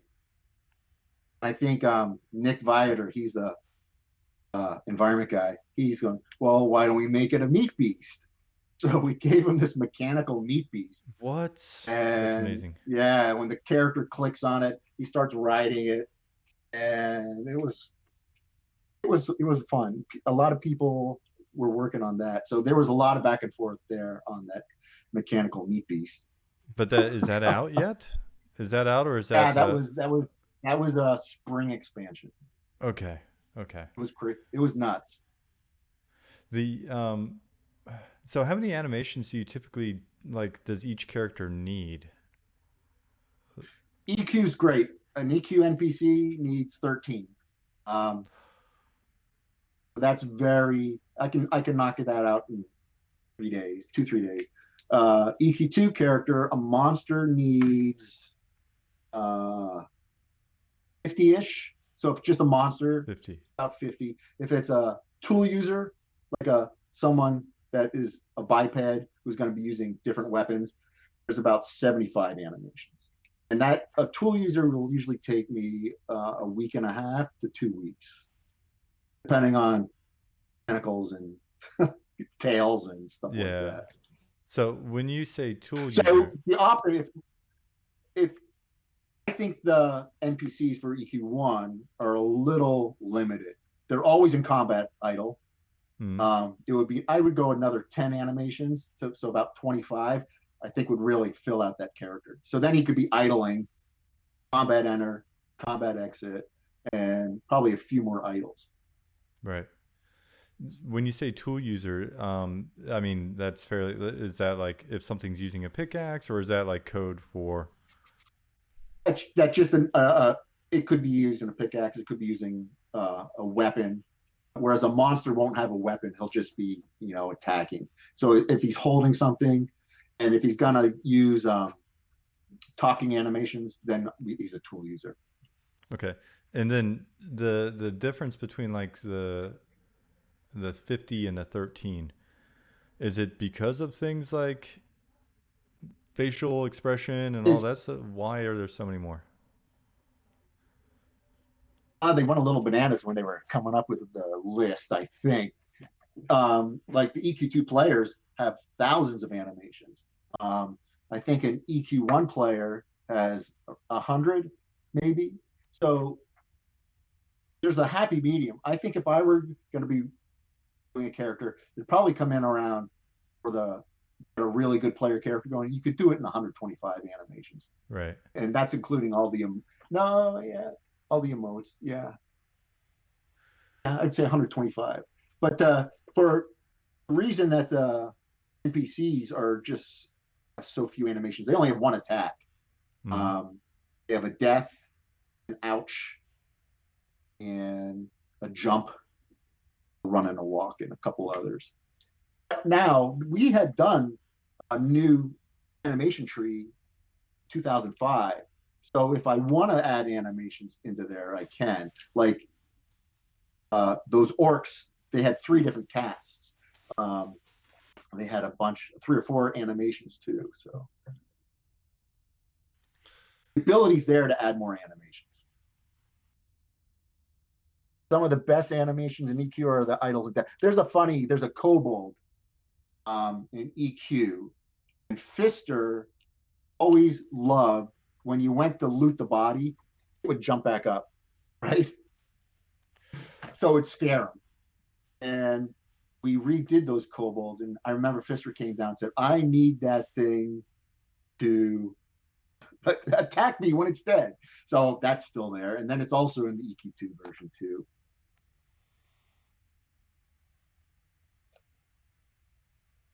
It's question about what happened with Luckland model animation. Sorry if it's been asked already. They were done before I was there. Yeah. And then immediately after, I don't think there was much I don't discussion mean to bag on those Luckland models. Those guys, you were on Luckland, weren't you? Yeah, I was a full-time design apprentice during Luckland. Those guys were just killing themselves trying to get that thing out. And I Yeah. think toward the end of it, someone said, hey, let's put horses in. And that's no small task, adding horses to all those characters. So they were just crunching and crunching and crunching. Yeah. Yeah, no, it was definitely challenging times. Let's see, but I guess what a lot of people seem to ask, what I've run into is, it was challenging to get it done, but then why didn't we go in like immediately in the expansion or two afterwards and like continue to go in? And I honestly, aside from just the fact that we never weren't under a lot of pressure, so moving ahead, I don't know if there's like a technical reason. I don't know if it was just a time constraint or hey, we didn't have access to the files 1 month later. Yeah, I don't know. Player characters also have different animations for different types of spells. You know, the one thing that would help the Luckland models is if they started and ended all their animations from the same animation. They pop all over the place. So they're just, that's one thing that bugs me about them. Mm. But it's not, I mean, at this point, it's just not fixable, right? No, it's not even worth it. Yeah. What single task took you the longest to complete?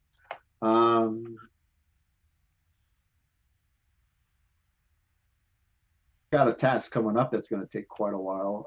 I'm hoping to get started on that soon, but it's usually anything with a new player.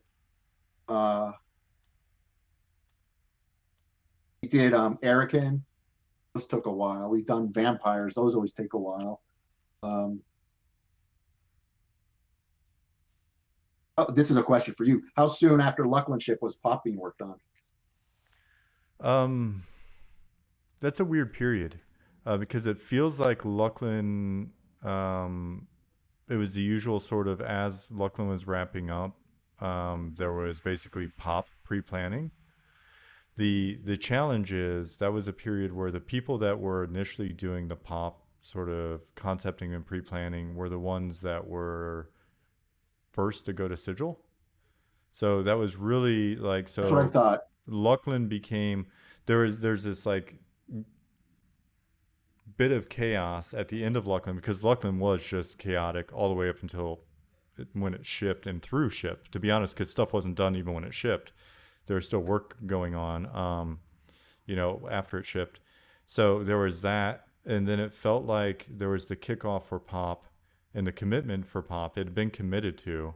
And then there was also the announcement of, it seemed like every week there was another 1 to 5 person is leaving the company announcement during that period. Yep. And it was, those announcements were like, oh, Brad's leaving, and it's just like, oh, well, that's interesting, especially as I went from being a full-time apprentice to, we shipped Lachlan. It's like, you're a real designer now. Great. And then I'm looking around and it's like, things are kind of weird. And then all of a sudden it's like, and people are leaving. It's like, okay, what does this mean for us? And then it was like, hey, guess what, guys? You're in charge. And we're going to have this expansion that's going to be done like whenever it was, like end of the year. And the theme is you're going to invade the plains and deal with all the gods. Have fun. And so after the initial shock of like, what is this? Huh? Seriously. And then what do we do after that? Like, how do we design this thing so that there's still a game afterwards? Like, whose idea was this? How do we make this cool? And then I think there was a little bit of it, and we had a few ideas, and then it was like, all right, but do we need to use them? They're all leaving. Do we need to use any of their ideas if they all leave the company? Okay, can we just start our own ideas? And then we just went batshit crazy and hammered forward, and that's when you came in. So during that time, a lot of the models were outsourced to VSI, and that was Matt McDonald's company. Um, and I don't remember.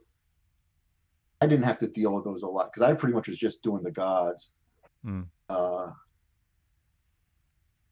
Yeah.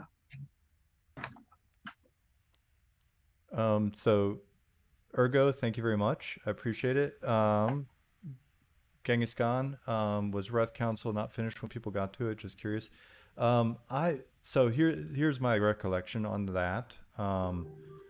It was finished, but it hadn't. I don't think so. Essentially, when you look at the challenges that we ran into with Wraith Council and also like Plane of Time, even if they were technically finished, they would have benefited from a hell of a lot more testing.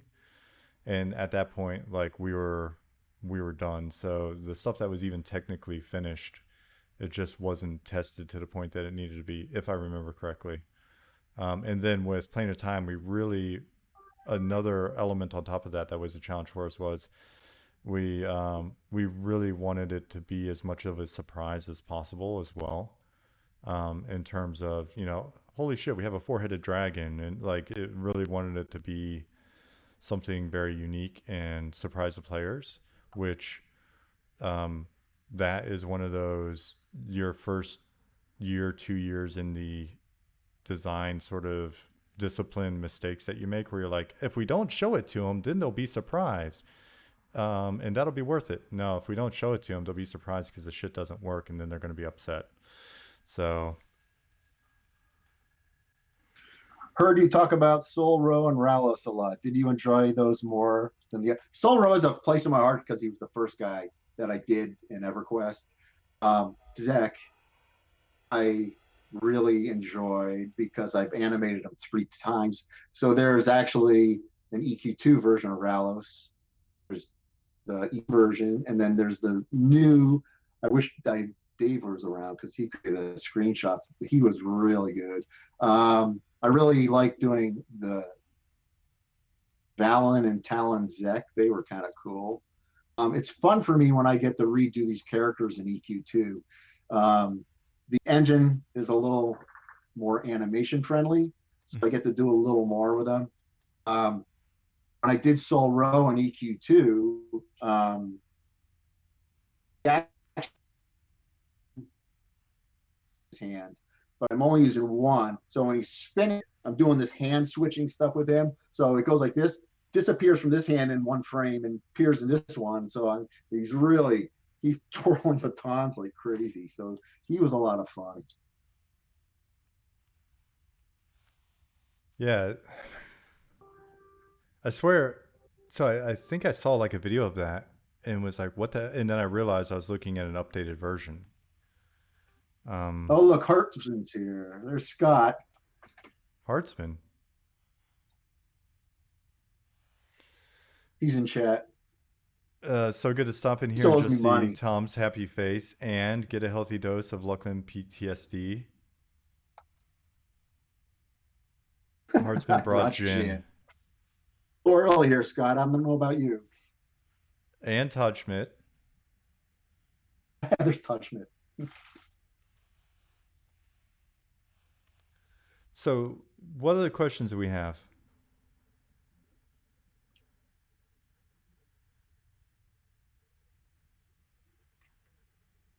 I'm scrolling back up to see if we missed anything. I've been really bad.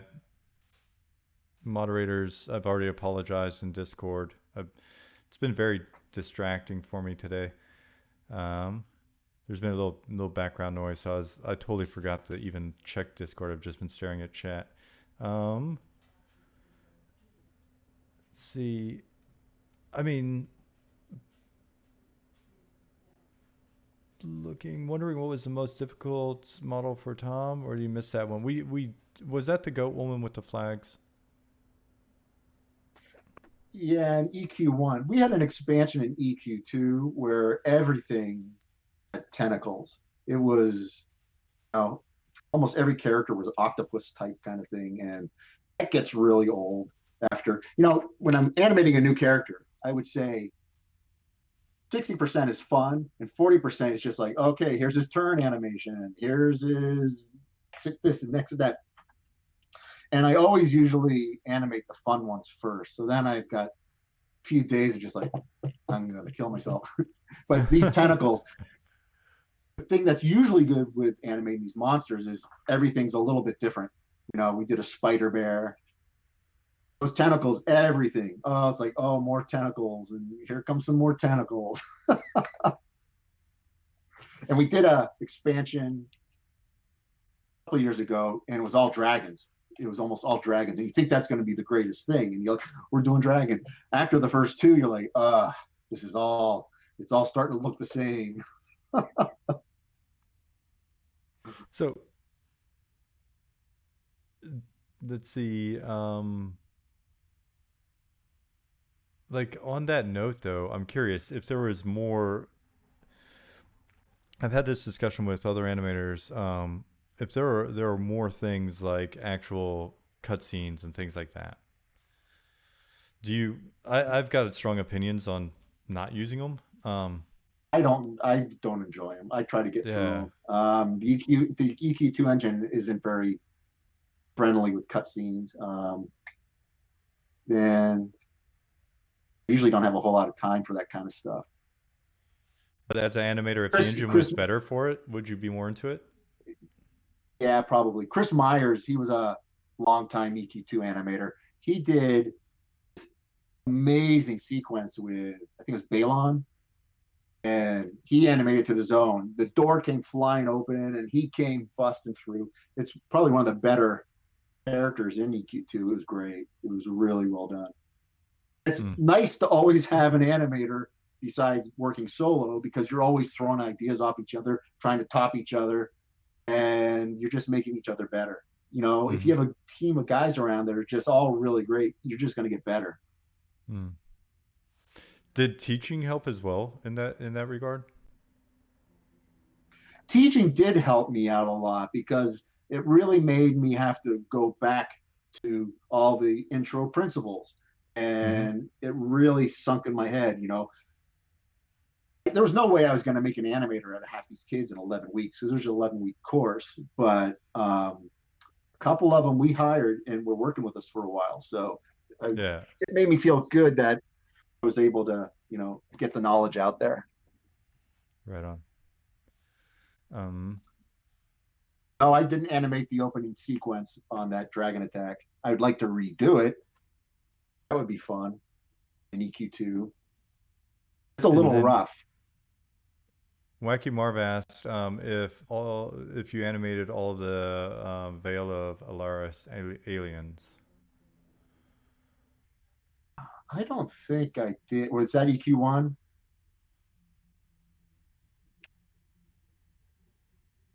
I'll That wait for EQ2? chat to reply. Um,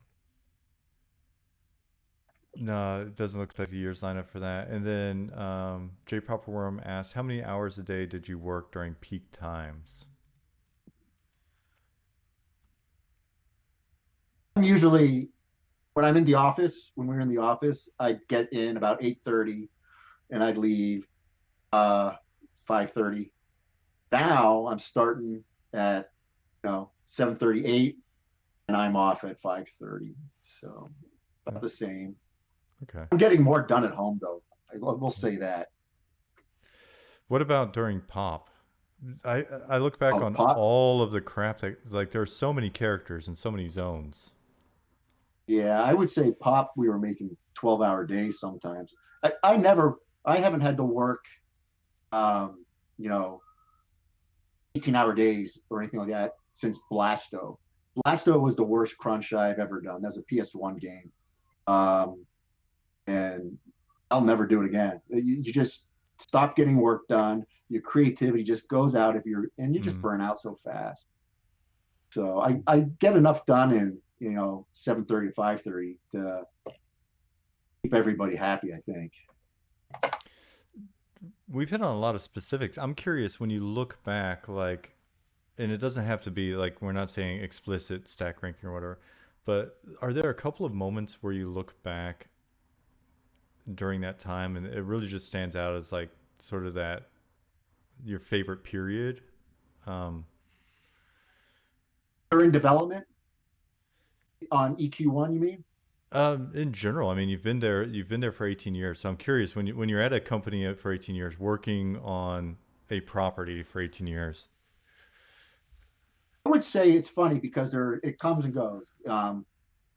Uh, first, first pop was my favorite time on that was probably Depths of Dark Hollow. That's when I really hit my stride with 3D Studio Max, doing some really great stuff, and some of that stuff still holds up. Hmm. EQ2, was hit some hit a really great time, and then something happens in a team where it just feels like someone's trying to crush us, and then it comes back and you're hitting a great time. The whole time with the Meat Beast, with um, Ducks, we had a really solid team going there. And you look at the zones, you look at the characters, they look really great. And right now with Darkbot, even though we're really small, I think it's one of the better times in my time here with the company too. It really feels like we're being empowered to Mm-hmm. do something great. And if we drop the ball, it's going to be our fault. So it feels like we're feels like how I think um, little indie companies must feel like. It's in Right. our hands. We have to run with it, or have no one to blame but ourselves.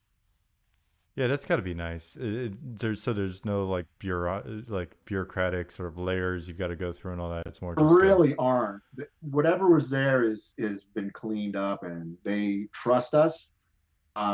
We ship. We never missed a date. yeah. So small art team.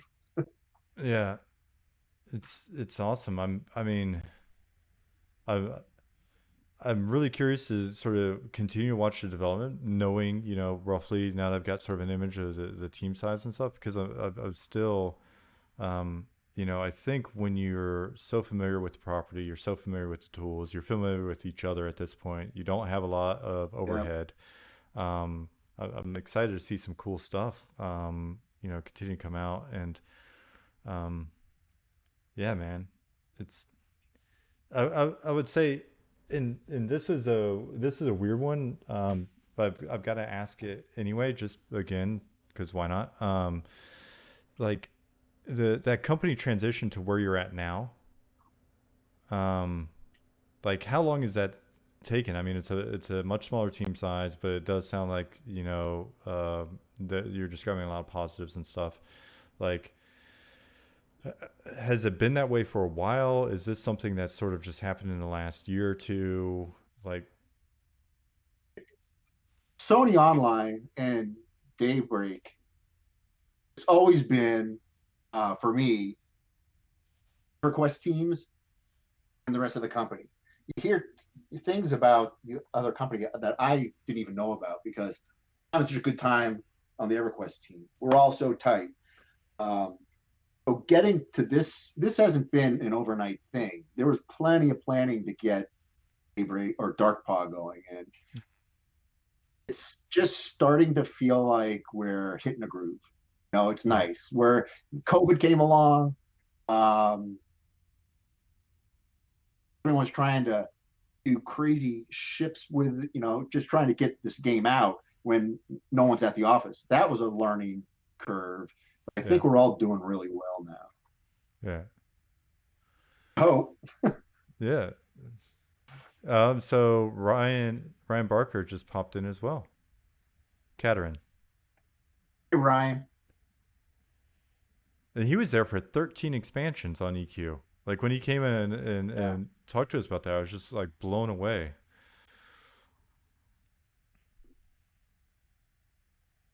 It's nice that the San Diego area is getting a few more game studios too. When back in the day, they're all over the place, and now for the last few years, there's been nothing. It's been us and Rockstar, Yeah. and now we've got Amazon's close, Intrepid's over there. Half our team left are over at Intrepid. It's Sony Online West. Yeah. So I hope those guys do well because we're gonna have to start hiring them back soon. Nice. Ergo, thank you for the sub. I appreciate it. Um, yeah, that was part of the reason why I went to Austin. When the opportunity to work on DC and go to Austin appeared, was it just didn't feel like there were a ton of companies in that sort of San Diego proper area at the time. Pfister was gonna go to Austin. Do you remember that? I remember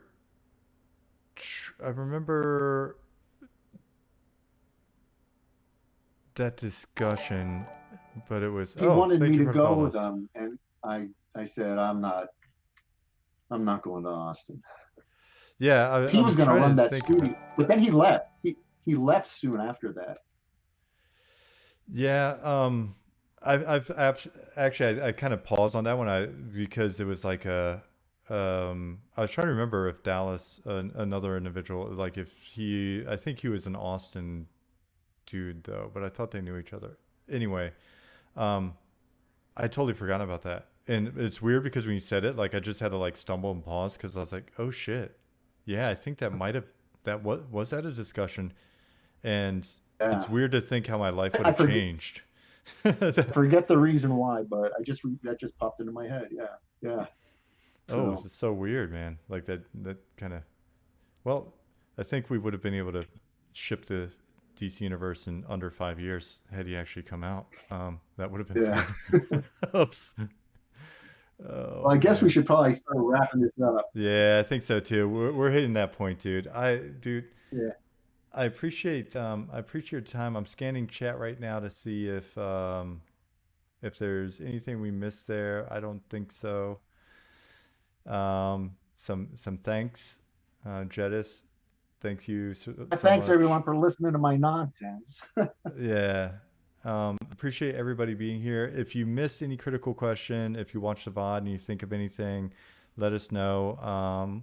Tom is in Discord. You can always get a hold of me and look and feel on the forums. Yeah. I monitor that pretty closely. So, and Cool, EQ2. man. Not much on EQ1 forums. Yep. All right, dude. Tom, I appreciate you taking over 2 Hey, hours thanks, Sean. to come hang out with us. Good to talk to you. Yeah. Talk soon. Guys. All right, guys.